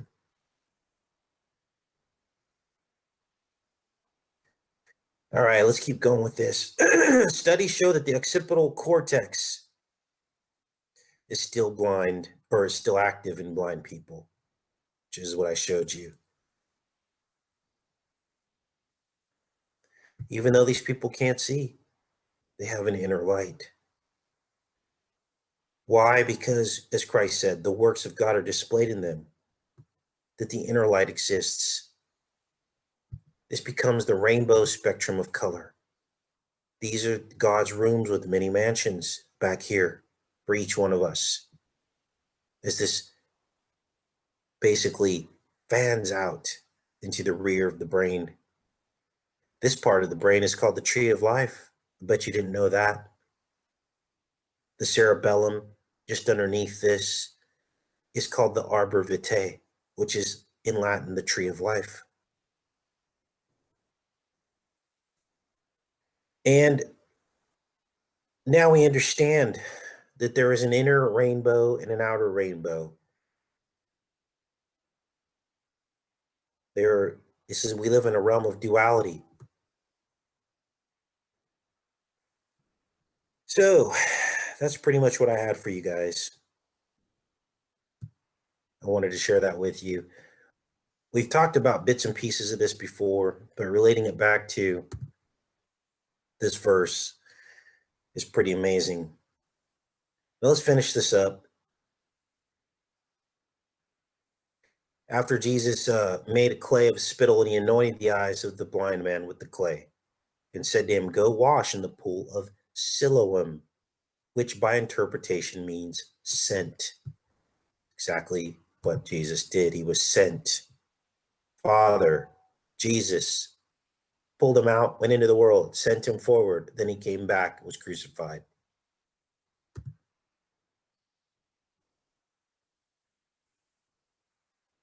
He went his way, therefore, and washed and came seeing. So this washing is like the baptism. Now, hope you're sitting down for this.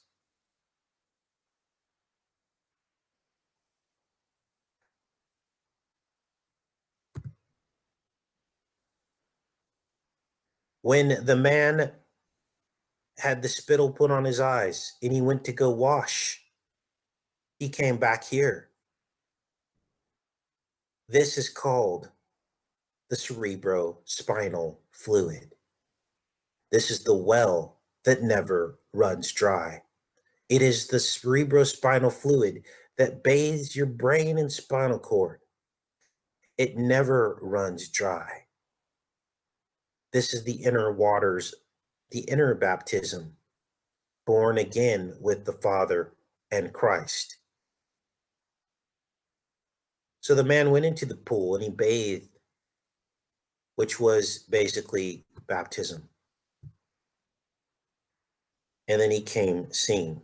The neighbors, therefore, and they which before had seen him that he was blind, said, Is not this he that sat and begged? Some said, This is he. Others said, He is like him. But he said, I am he. So he was different. Therefore said they unto him, How were thine eyes opened? He answered and said, A man that is called Jesus made clay and anointed mine eyes, and said unto me, Go to the pool of Siloam, which means sent, and wash. And I went and washed, and I received sight. Then said they unto him, Where is he? He said, I know not. So that's it, you guys. Let's pull up the chat here and see what is going on. Hopefully a mod came in, because I know we got trolled tonight. Here's what I have to say about what's going on in the truth community. Jesus was with 12 disciples, of course, and disciples had moments. One of the disciples cut the ear off of a soldier. So it was a real act of violence. And Jesus healed the soldier. But then that disciple went on to do great things and help point people back to Christ and save people. Christ didn't turn his back on that soldier. He didn't turn his back on that disciple. He didn't crucify him. Okay. The disciple didn't do anything any less than any of the other disciples and apostles did after Jesus left. They all went on to spread the word, except for Judas, of course. So sometimes people get upset and they lose it. And that doesn't disqualify them from loving God and Christ.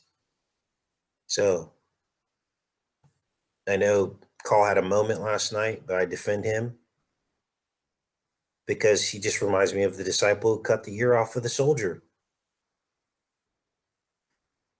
And that's pretty much what I have to say on that. It happens sometimes, you guys. People have no idea what we deal with. Come onto a live stream and there's already 11 thumbs down and 10 thumbs up. These little games they play before I even said a word. We get death threats. We're attacked daily. Just empty threats, lies circulate about us that are not true, that some people believe. They have whole clubs of people that sit around and just talk about us, spread lies. We're called shills every single day, even though we know we're not shills. shared every aspect of my life with you guys, but yet I'm still a shill. For no reason. They have no proof of anything. They just throw out these attacks. So sometimes you hit this boiling point. A lot of it too is in defense of Christ. We're sick and tired of seeing him trampled in the mud in the same way that the apostle cut the ear off of the soldier. He was mad at what Jesus was going to have to go through. He didn't want to lose his Savior. He wanted to stand up for him, and he thought the way to do it was to fight with a sword. We also have a passion for children. We have a passion to defend the innocent. And when we're attacked daily, sometimes we lose it. Okay? That's just human nature. And I'm shocked at what some people will be horrified of when we have horrors in plain sight, real horrors that I can't even talk about because it would be censored. I can say 58 million since 1973. If you don't know what I'm talking about, do a Google search on that. Roe v. Wade. Horrors hiding in plain sight that people just forget about. I'm not telling you to go down and protest and all that. That's not going to do any good. This is a spiritual battle. There's nothing you can do about it. Or the daily bloodshed of these false wars. Or the mind control operating in plain sight in Hollywood on every single TV show, every single commercial. Or children just out of the womb being influenced by all these ideas put in their head to think, to not know what they really are in this life. They're put on drugs of all different types that affect them in all different kinds of ways. These are the real horrors. Not somebody getting mad. It's someone who's been harassing them and wanting to beat them up. That's light compared to what's going on in this world that everybody ignores. This is why I get so passionate about this stuff. So I was thinking back to some fond memories when my children were small. And we always used to look forward to the fall, because that was the time where we could get out the warm clothes, dress up, and make our first trip to the pumpkin patch, where the kids would run around in the straw. And I always remember commenting to my ex-wife how the light had changed, and that could she notice it, that things fell just a little bit differently on the trees and the plants and our reality. And it all seemed to happen on one day. Now, it's easy for us to talk ourselves out of that and say, well, maybe it happened gradually and I just didn't quite notice it. But thinking back throughout the years, I don't think it was in my head, and I'm going to show you why. Now, this is the UN map. We're going to get into the Book of Enoch today, and how Enoch describes a flat path of the sun. He describes gates rising up and shifting like a gear shift. Not a gradual, but shifts, actual shifts. And that could explain the change in light that happens in the fall. Now, it probably happens in other seasons, but we just don't notice it. Infinite heavens. God is reflecting back at us, but we'll get into all that. But first, I want to address this. Extrapolating this image out, we're looking at the owl. Now, don't run away, because Satan wants to be like the Most High. He wants to establish his kingdom on this earth. So what he does is he takes the miracle of God, and I'm going to show you from the Book of Enoch how the sun actually follows this owl path, and I believe it's in a figure 8. But see, the devil wants to mimic God, have you not believe in him, and worship him here on earth, and uses the signs and symbols to do that, to control your mind and confuse you. But there are way too many synchronicities within the Bible for all of this to be evil. And I believe in my heart it is not. And I woke up this morning feeling like I did when I was 4 years old. And I knew I had a toy waiting for me when I would awaken. I literally feel like I've been transformed after learning this knowledge. And I hope that you feel it too. So the book of Enoch, and we'll get into that, travels in this path. It says that it rises up through the north to reach the east gate. Now we got to think about reflections here and how this works, and we're going to pull this apart today, and I'm not sure what we're going to find, but we're going to dig. But first, why would Satan choose this image, Moloch? Extrapolate all this out. Think about where these curves go.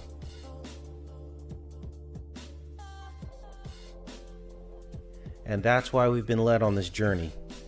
Now, Satan didn't create the stars and the movement of the stars. So we have to ask ourselves, why would he choose the owl knowing that someone could figure this out?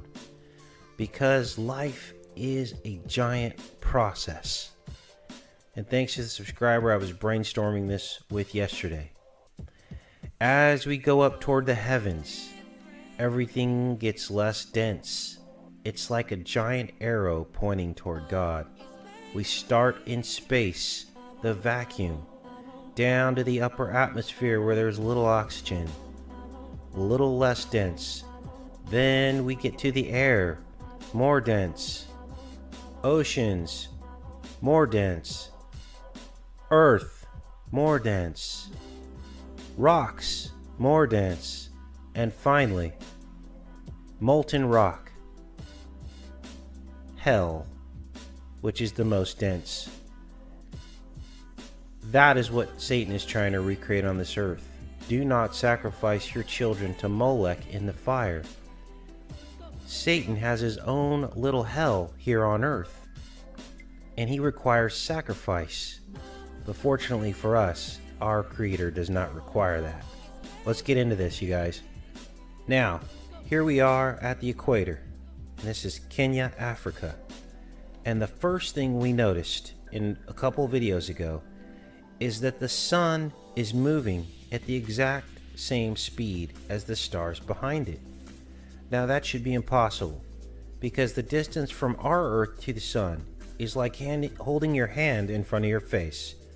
Your face is Earth, your hand is the sun, and then the next nearest star being literally New York City, from wherever you're at, unless you live in New York and pick a further distance. 260,000 times further away, and we are right here. The sun is right up against us, and we are told the stars are way further away. So how is it that the sun never gains ground on the stars, and that it's always on this sheet of stars, following the stars? Well, the amazing thing is Enoch tells us that the sun is attached to the stars. Now, how would he know this is the question. He knew it because he was shown, and he tells us that he was shown by the angels. He says, I saw the winds which turned the sky, which caused the orb of the sun and of all the stars to set. It's all on one wind. And over the earth I saw the winds which support the clouds. That's a second wind. He describes all this in the book of Enoch. That's exactly what we see in the night sky. Cannot be denied. I'm showing you right here. So then I got into more about the sun and its path.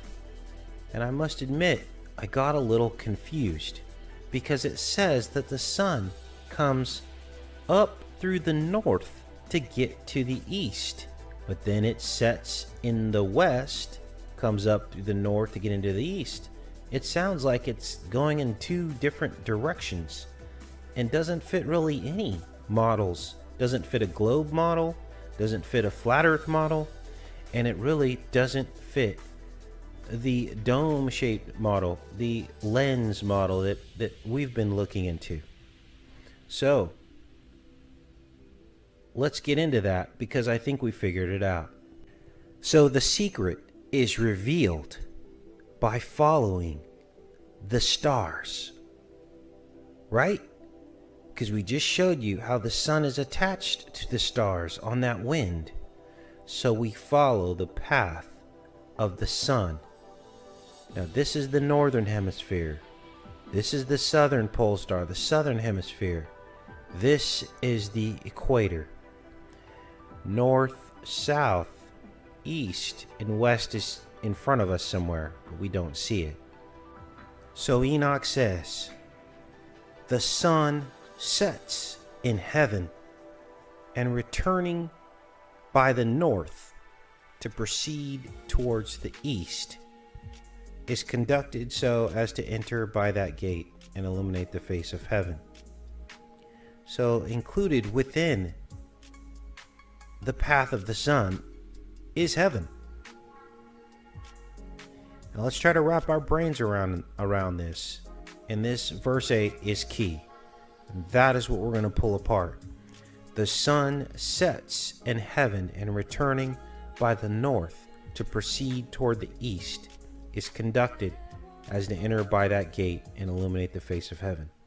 And now we are going to get into some ultimate and profound truth. Here we are inside your eye. This is the back of the lens. The yellow dots are the equator. And as we've outlined, when you're standing on the equator, you see the stars going straight out from you at the equator. And when you look to the northern hemisphere, which is right here, they start to spin clockwise. Now remember, the sun is on this wind. Follow me on this. When you look to the northern hemisphere, the stars are spinning the other direction.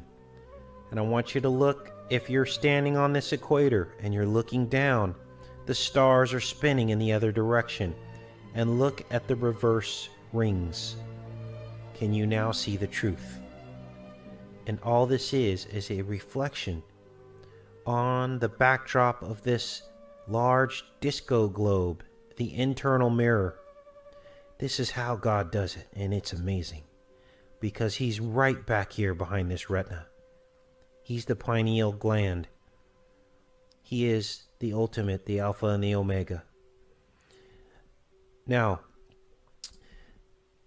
think about the sun being on one of these tracks. We'll use this ring. Rises up through the north.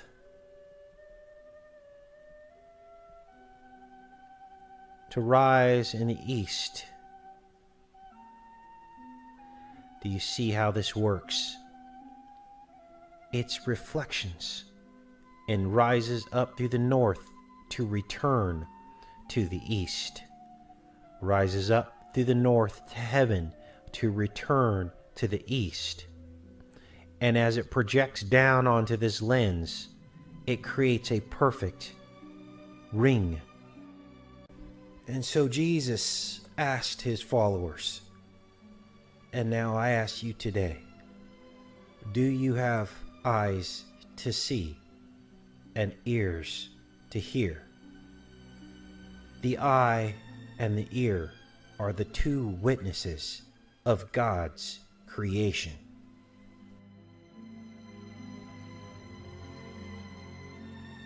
A flat ring, a projection, rises up through the north to return to the east. And this is simply fascinating. This is another first truth bestowed by the Holy Spirit. Simply amazing. And here are the words of Enoch regarding the sun. The sun sets in heaven, and returning by the north to proceed towards the east. Sets in heaven, here's heaven, returns by the north to proceed to the east. And even though it's doing this motion, it reflects down onto this surface, our earth, We're on the outside of this contact lens. And this is what we see, and we're seeing it right now in real time. Because the sun, remember, is affixed to the stars, and this is the star pattern we see in the sky. And Enoch continues on. It talks about that the sun is instructed to do so that it can illuminate the face of heaven. And that's exactly what we see in this model. In the same manner goes forth in the first month by a great gate. It goes forth through the fourth of those 6 gates, which are at the rising of the sun. And in the fourth gate through which the sun with the moon proceeds in the first part of it. There are 12 open windows from which issues out a flame when they are opened at their proper periods. And these are our solar flares. And I can almost bet you that if you or one of these channels that tracks the solar flares, BP Earthwatch, if you were to look at where these flares are coming out of on the surface of the sun, you would probably notice that they only come out of 12 holes. Because this is what Enoch has said, because he was shown the secrets of heaven. Then the sun rises in heaven. It goes forth through these fourth gate 30 days. So it goes through each of these gates for a period of time. And the gates that it goes through are the 6 gates. The 6 gates of the UN model. And again, because of the reflective effect of the retina in the back of the eye, the globe internal mirror, even though the sun is following the star paths in that figure 8 pattern, it reflects down on Earth as a ring, and it follows each of these gates. There are 6. 1, 2, 3, 4, 5, and they're showing us their dominion over the secret knowledge here. This is Rome. That is the 6th gate. How do the seasons work? Well, when the sun is on this gate, it never quite gets to the North Pole, so the North Pole stays cold. But in their summer, they see the sun all day long and all night. It never sets as it rotates around them. During their summer, we are experiencing our spring. Do you see how this works? When it goes in through the next gates, this is our summer because it is over the top. The sun is in this next ring over the top of the northern hemisphere. But when it is on this internal ring going right over the Arctic Circle, the people in Antarctica don't see the sun. It stays dark for months at a time because the sun is so far away. Remember, this is all mirrors and gates. And the same thing applies as the sun progresses on each track. And that's why you sense a shift in the light. Because God is controlling the sun coming in and out of these gates. And that is the truth. And the sun goes on proceeding through its gates as Enoch outlines here, lengthening and shortening the days. How does that work? Well, we go back to our map, and the days get shorter as we don't see as much of the sun. Let's give you an extreme example. It's summer in the southern hemisphere. The sun is in this track directly overhead, warming this portion of the sky. And the sun is in its full glory as it's going through this ring just away from the outer edge. Well, the people in the northern hemisphere, are not going to see the sun as brilliantly and as brightly. And in fact, standing on the lens, that sun is not going to be in the sky for as long as it is for these people as it rises and sets because of the angle of the rays of the sun. And that's about as simply as I can put it. And that is how we get our seasons. And ultimately, this is what we see when projected down. But as I just demonstrated to you, it follows the sheet of stars. Just think of it as a reflective effect and know that what Enoch says is true, that the sun passes through the glory of heaven each and every day. And God has the ultimate power over these heavenly bodies. And so you see, the earth is neither flat nor round. And what way for the enemy to confuse and confound, knowing that the prophecy of the last days would come true, that knowledge would increase? What better way for him to confuse and confound than to create the black and the white, to create the flat and the globe, all the while the truth right in the middle on a contact lens surface? Both happen. The sun goes up and down from heaven to earth, as well as side to side from our point of view. Simply unbelievable.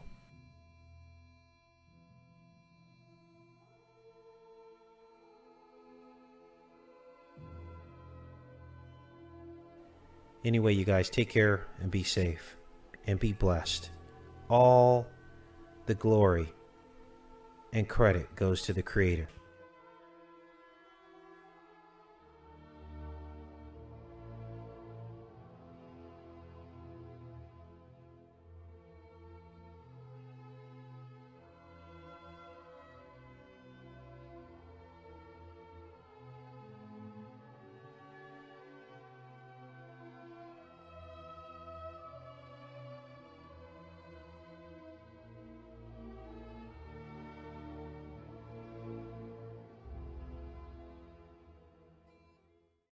Some of you have asked me to look at the book of Joshua.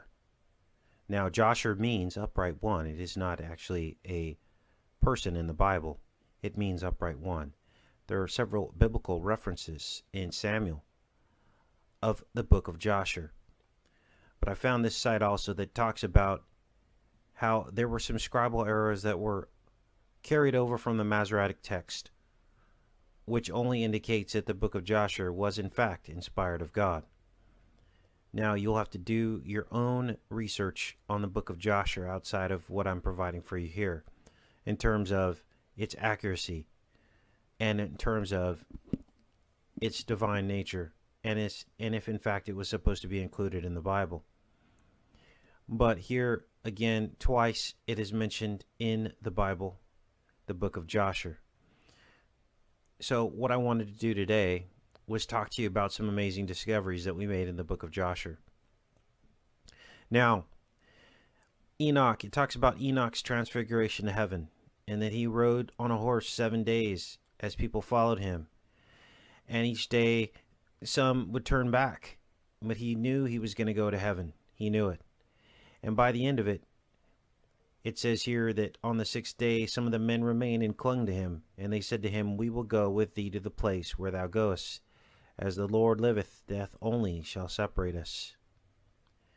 And he urged them not to go with him, but finally he stopped speaking, because he knew that nothing he would say would prevent them from coming after him. And then he was transfigured, but here's where it's pretty amazing. On the 8th day, all the kings that had been with Enoch sent to bring back the number of men that were with Enoch in that place from which he ascended into heaven. This place was a snowy place.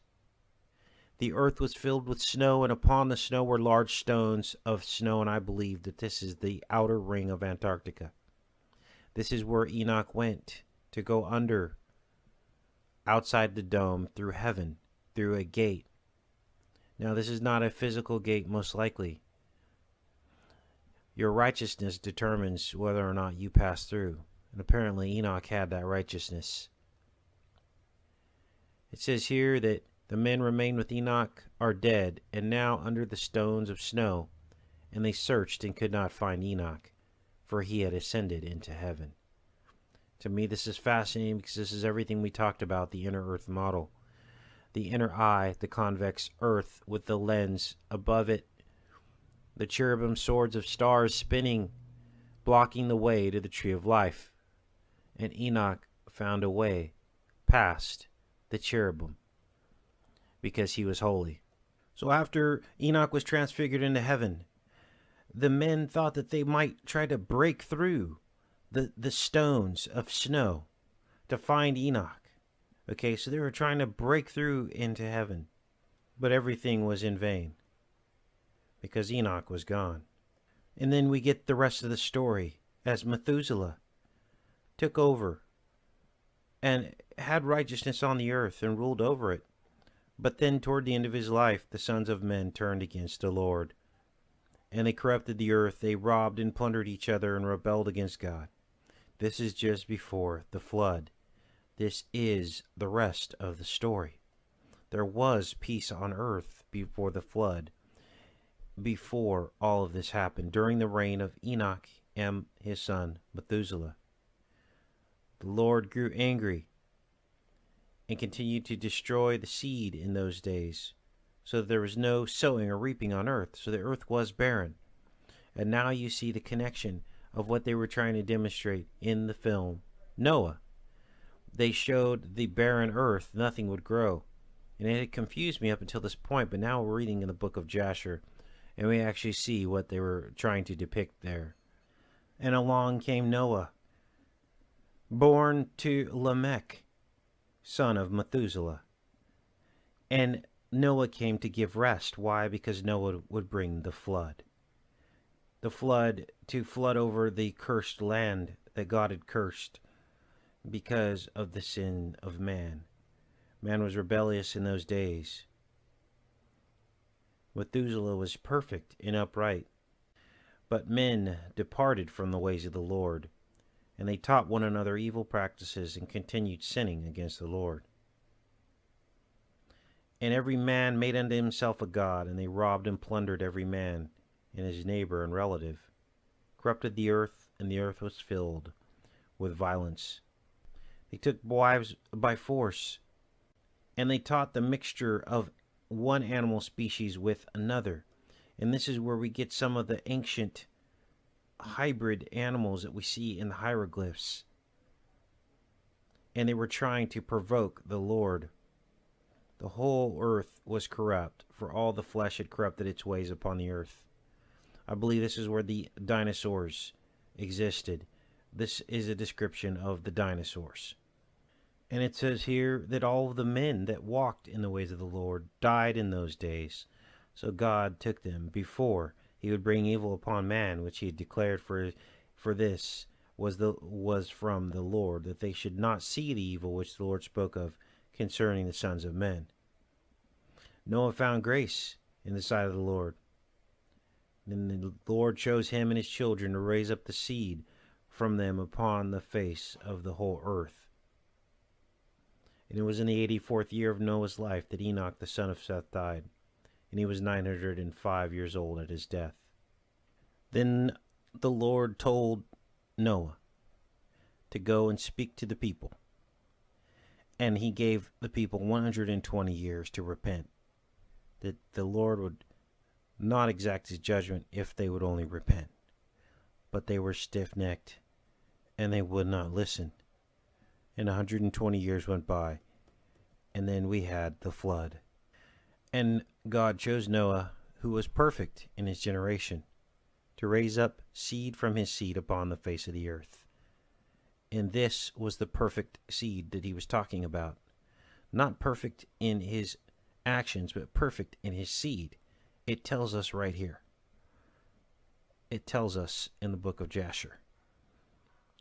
Because Noah at first was saying he didn't want to have children, and God said, you will have children, because I need your seed to carry on the seed of my son, who will be the Savior of the world. And in one more amazing act of mercy, God caused the whole earth to move violently. He darkened the sun and shook the earth, and the foundations of the world raged. Lightning flashed and thunder roared, and all the fountains in the earth were broken up, such as not known to the inhabitants before. He did this mighty act to terrify the sons of men, that there may be no more evil upon the earth, giving them one last chance. And still, after all that, the sons of men would not return from their evil ways, and they increased their anger of the Lord at that time, and did not even direct their hearts to all of this. Then God opened the waters of heaven. The waters of the flood were upon the earth, and all the fountains of the deep were broken up, and the windows of heaven were opened, and the rain was upon the earth 40 days and 40 nights. And in the last days now will be just like the days of Noah, as 700,000 men stood outside the ark, asking to come in. And Noah says, have you not all rebelled against the Lord, and said that he does not exist? And that is exactly what's happening today. People are saying he does not exist. So, several almost complete copies of the Book of Enoch in Aramaic were found among the Dead Sea Scrolls. What were the Dead Sea Scrolls? They were discovered in 1947. We're going to look at these copies of the Book of Enoch that were found with the Dead Sea Scrolls in 1947. We're going to look at these copies, and we're going to look at how old they were. And we are going to look at how they actually even matched up with the Ethiopic texts that were already in existence, proving the Ethiopic text validity. And so what does that tell you?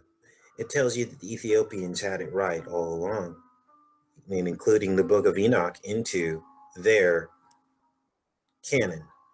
We're going to prove that to you.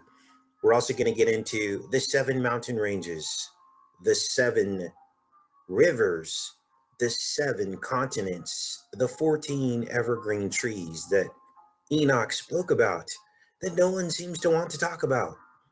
But he actually predicted the entire world. He knew what it looked like. So we're going to go ahead and share screens right now and get into this simply fascinating information. I'm glad you guys are here and you guys have a love of the truth tonight to be able to get into this. All right, we're presenting right on. Give a couple shout outs. I see everybody in the chat here. Thanks you guys for showing up. Now I've got some notes pulled up because I didn't want to miss a beat with this. And we're just going to get right into this. Enoch talks about the 7 rivers he beheld upon earth, greater than all the rivers. Now I've got this graphic pulled up because I wanted to show you guys exactly what Enoch was talking about, okay? To the 7 major river systems of the world. Let's see here. Where are we at? 7 rivers I beheld upon earth, greater than all rivers, one of which takes its course from the west into a great sea. Its river flows. Let's look at some maps on this. So the only river that the large river that takes its course from the west would be the Amazon. 2 come from the north to their sea, to the sea. Their waters flowing into the Erythraean Sea on the east. What 2 rivers of the world, 2 river systems of the world flow from the north to their sea, to the sea? Well, one of them is the Mississippi, and one is the Ganges, flowing from its north into the sea. The one in the east is flowing to the Erythraean Sea. Of course, the Mississippi does not. but it's delineating that here. And with respect to the remaining 4, they take their course in the cavity of the north. The cavity of the north being, in my opinion, the basin, basically this whole top portion of the world. See how these other ones are differentiated. So they've got the Yangtze, this Russian river system up here. Here's the Yangtze flowing in the cavity of the north as well, which is in China. We have the Nile and the Tigris Euphrates. And that accounts for 7 of the major river systems of the world. Now, this doesn't include every single river system, but these are the major ones. The maximum amount of cubic feet of water flowing through them. It goes on to differentiate and to give you a little bit more information on these river systems. To their sea, the Erythraean Sea, I'm thinking is the Nile, Tigris, Euphrates river systems. You got to remember, this whole area in here was called the Erythraean Sea. They didn't have the names like Arabian Sea, the Mediterranean. This whole area was considered the Erythraean Sea. 2 poured into a great sea, where also it was said there was to be a desert. So it's differentiating out of these last 4 that they're mentioning. And I believe that these 2 that pour out into their desert would be the Yangtze and the this Russian river system. I don't even know what to call it because there's so many rivers that flow into this northern Russian river system. So what you have is the Siberian desert that defines the Yangtze and this Russian river system. Great Siberian wilderness flowing where there's said to be a desert.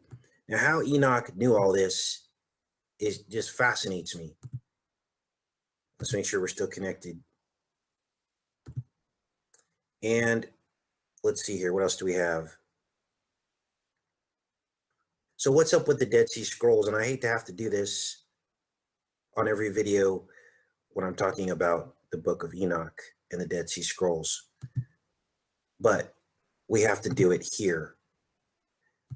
The Dead Sea Scrolls, again, were discovered in 1947, yet the book, the canon of the Bible, was not updated. Let's take a look at the Book of Enoch. Where did I put? Here it is. And the Dead Sea Scrolls. Enoch. Now, of course, it says here 30% of the texts from the Second Temple period, which ultimately were not canonized in the Hebrew Bible, like the Book of Enoch, Book of Jubilees, Book of Tobit, Wisdom of Sirach, Psalms. It's actually a piece of Psalms missing from your Bible, but that was found with the Dead Sea Scrolls. Yet nobody wants to know what those say. They just trust the Bible that we have today. This is the entirety of the contents of the Dead Sea Scrolls. And as you can see, 40% were the Hebrew scriptures. And then all this other stuff was included in there. Now, these are very old copies of the Book of Enoch. Cave 7. They divided this discovery of the Dead Sea Scrolls up into caves. They were in the Qumran caves, discovered by shepherds, Bedouins. And they divided them up because each cave had a major discovery in it. These are very old copies of Enoch dating back to 200 BCE. That's 200 years before Christ walked the earth. Again, this copy of Enoch was included in the Ethiopian current Bible, but yet apparently Christianity does not want to recognize that. Cave 7, they found a Greek copy of the Scroll of Enoch.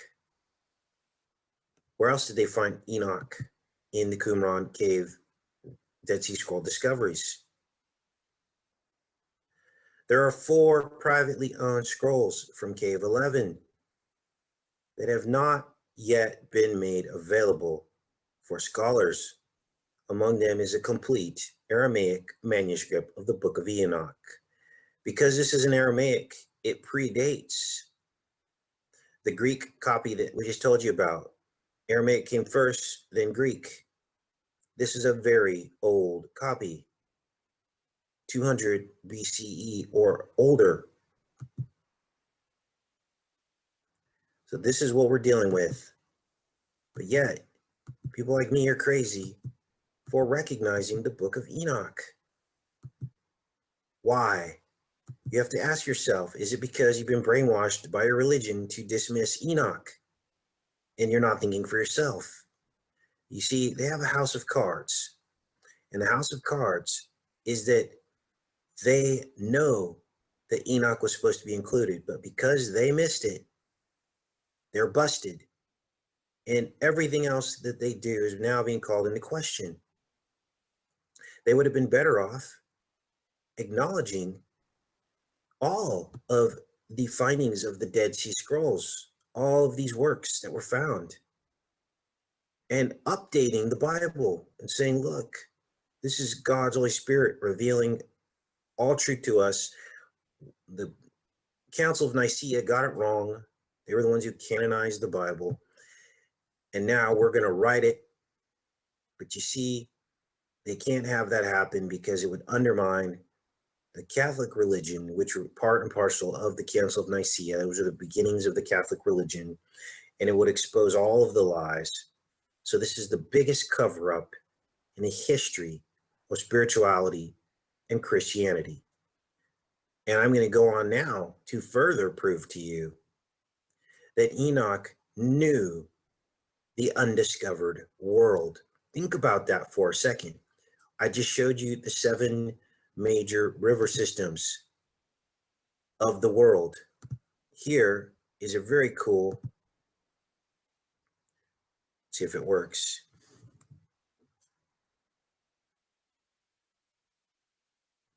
Animation of what Enoch already knew. How did Enoch know? It wasn't because Enoch was like the coolest guy ever. It's because God divulged this information to him. No.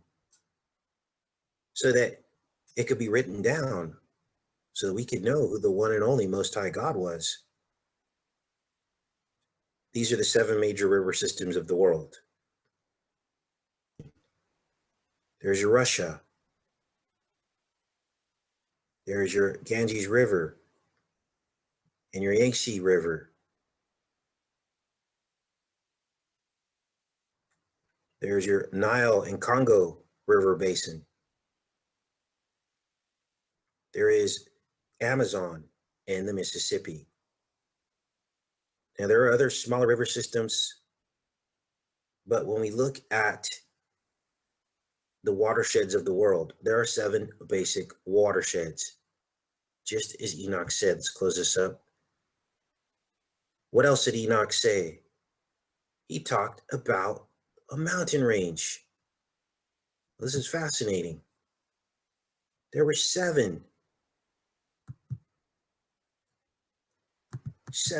mountain ranges. 7 high mountains I beheld, higher than all of the mountains of the earth, from which frost proceeds. So these were snow-capped mountains, while days, seasons, and years depart and pass away. And this map shows the 7 highest mountain ranges in the world. This is unbelievable. 1, 2, 3, 4, 5, 6, 7. Now again, this doesn't account for all of the mountain ranges of the world, but I think you can see that Enoch knew what he was talking about. Now, here's the slam dunk. Make sure you're still connected. The slam dunk is that Enoch also knew the 7 continents.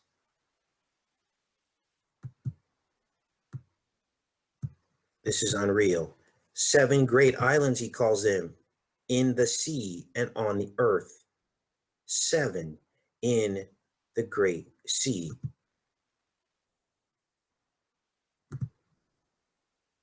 And I had closed it, but we all know that there are 7 continents on the earth. And so there you go. Now, let's close this up. Enoch also talks about 14 evergreen trees. How did Enoch know there were 14 evergreen trees?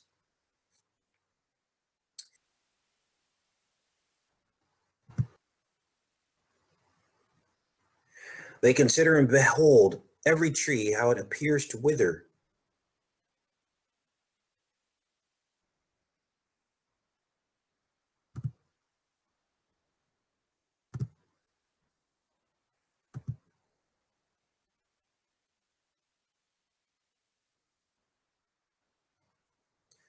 And every leaf to fall off except of 14 trees, which are not deciduous, which wait from the old to the appearance of a new leaf for 2 or 3 winters. Now, this is true. If you look at evergreen trees, they go 2 or 3 winters before they get a new leaf. And there are 14 evergreen trees. I found this article talking about the general types of evergreen trees. And here it shows it here. This one shows 15, but 15 is very close to 14. And many of these types seem to overlap and overlay. They probably have subtle differences in, their descriptions and stuff like that. But in general, there's about 14 different types of evergreen trees. Now, for Enoch to have known this is unbelievable. Sorry, guys, woke up late, trying to drink some coffee, a little slow. We're going to get through this, though.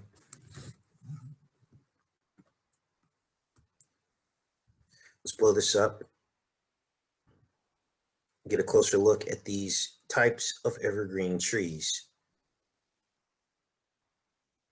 Now, there's going to be a day of reckoning with this knowledge, okay? They can't run from this. The Dead Sea Scrolls basically exposed modern Christianity for what it was, which is they're hiding the true information, the true knowledge that leads to a stronger faith in God, salvation, and things of that sort. They're hiding it. I don't want you to know these truths. They want to be the spiritual brokers. They want to have control, money, power. They basically created like a club. That's what religion has become. It's become a club. And they're all fighting to get you in their club. Okay? That's why they have all these denominations. And this is hiding in plain sight.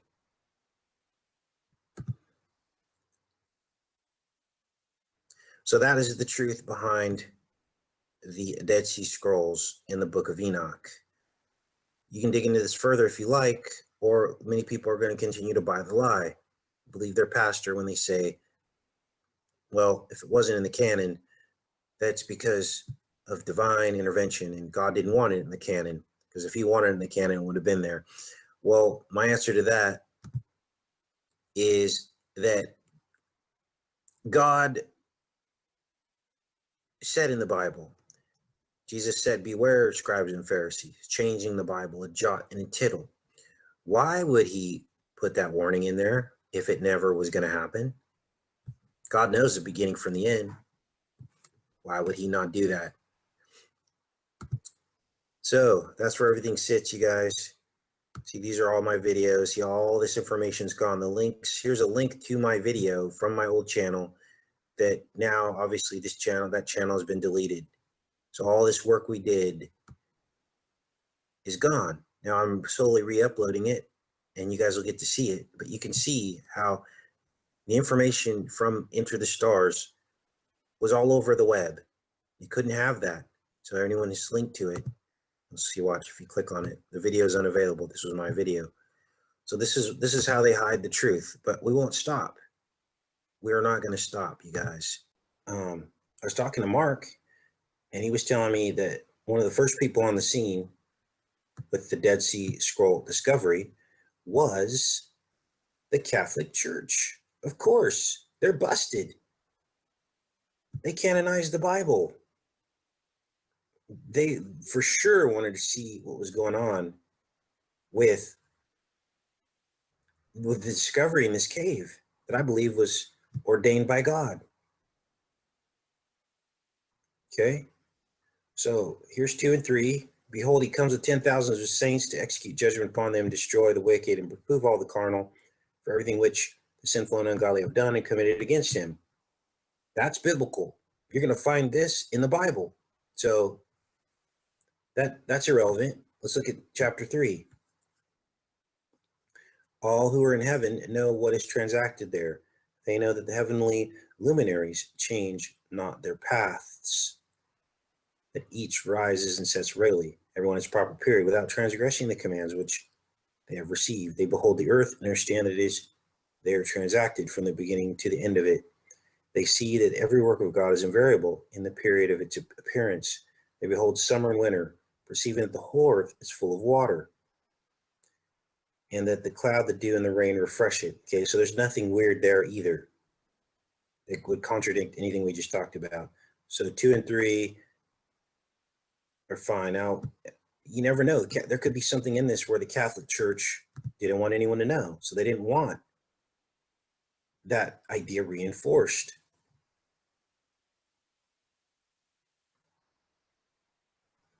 Right? So we know that the Ethiopic text has it. And they were called crazy up until the Dead Sea Scrolls were found with the Book of Enoch in it. So they got basically vindicated. The Ethiopians who had this complete book of the Bible with all the books in it. Okay? And something fascinating has just been revealed. Let's follow the path of pregnancy through the wilderness with the Israelites, except it's all in reverse. From birth, going backwards to conception, the pregnancy that would last 40 years in their journey and 40 weeks in the human womb. Let's start with the last of the 10 plagues, the Passover of the firstborn. Remember, God spared only those whose posts were marked by the blood of the Lamb. The post and lintel represents the entry into the beast system. And here now you clearly see the post and lintel is encoded in the United States Post Office logo, hiding in plain sight all this time. Everybody is postmarked in the beast system. You're identified by your address, the headdress of the Sphinx of Egypt. That is how they keep you in control.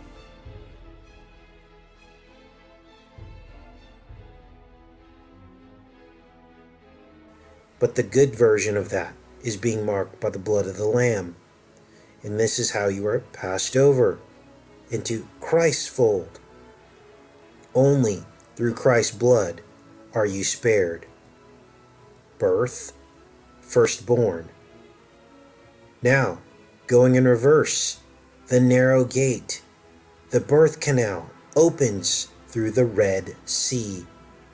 Of course, this is when the Red Sea was parted and the Exodus happened, the birth. Remember, we're going in reverse. Blood and water, the Red Sea, dilation of the cervix. Before that, the water broke, the Red Sea split. And we see clearly that the Nile Delta is shaped like the woman's birth canal, exactly where it should be. We are all born into bondage, born into Egypt. Going back even further, we see the desert of sin. Right here between Elim and Sinai.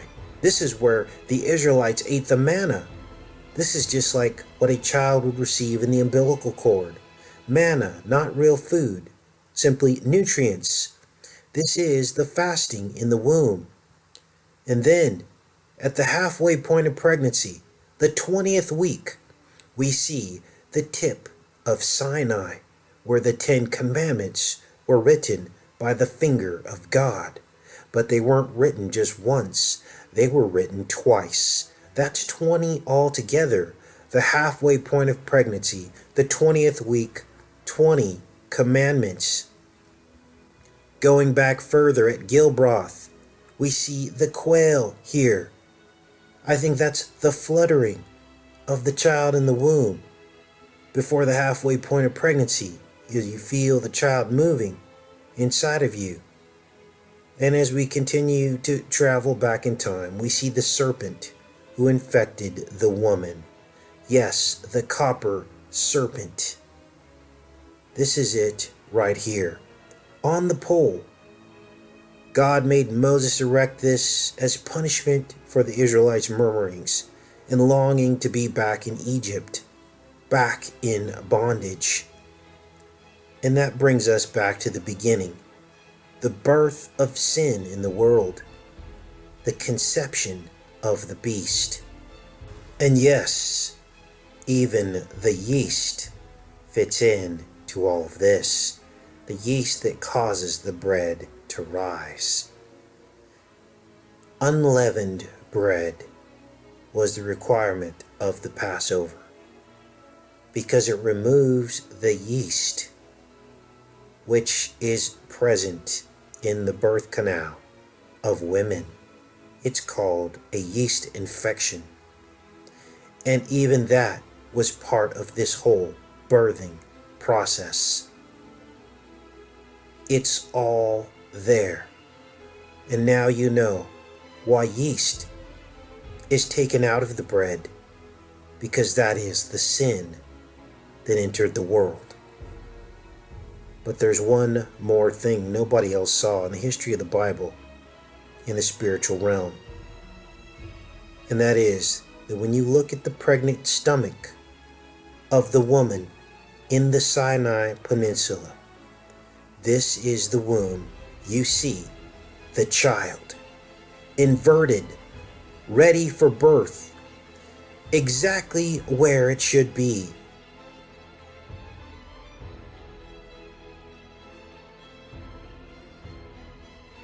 Here you see the head of the child, the arm coming out, the eye, the face, the child curled around here in the womb, ready for birth, through the birth canal, through the Red Sea, the parting of the Red Sea, exactly where it should be. And here in Egypt, you see the serpent or the beast crouching at the door of the womb, exactly where it should be too. And the Gulf of Suez and the Gulf of Agapa look like the two legs of the woman outstretched, ready to give birth. 40 years in the desert, 40 weeks in the womb. Take care and be safe, everybody. There are some very encouraging and uplifting words in the book of Enoch. I think we're going to close tonight, if I can find it, with the reading of these very encouraging words. Because there is a plan for the faithful. There is a plan for the faithful. And that plan is that those of us that endure until the end love one another, treat each other right, do the right thing, even when it's hard to do.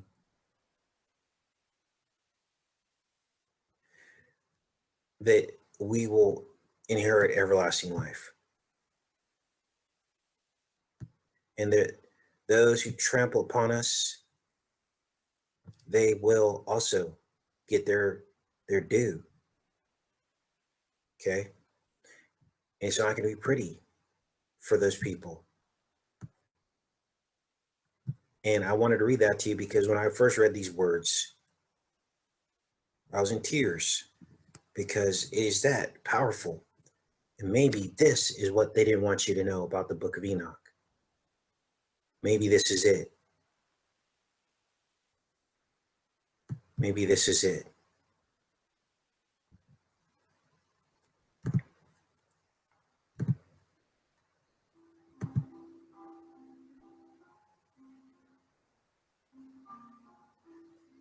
Ye withered in heart, no peace shall be to you. Therefore your days shall you curse, and the years of your lives shall perish.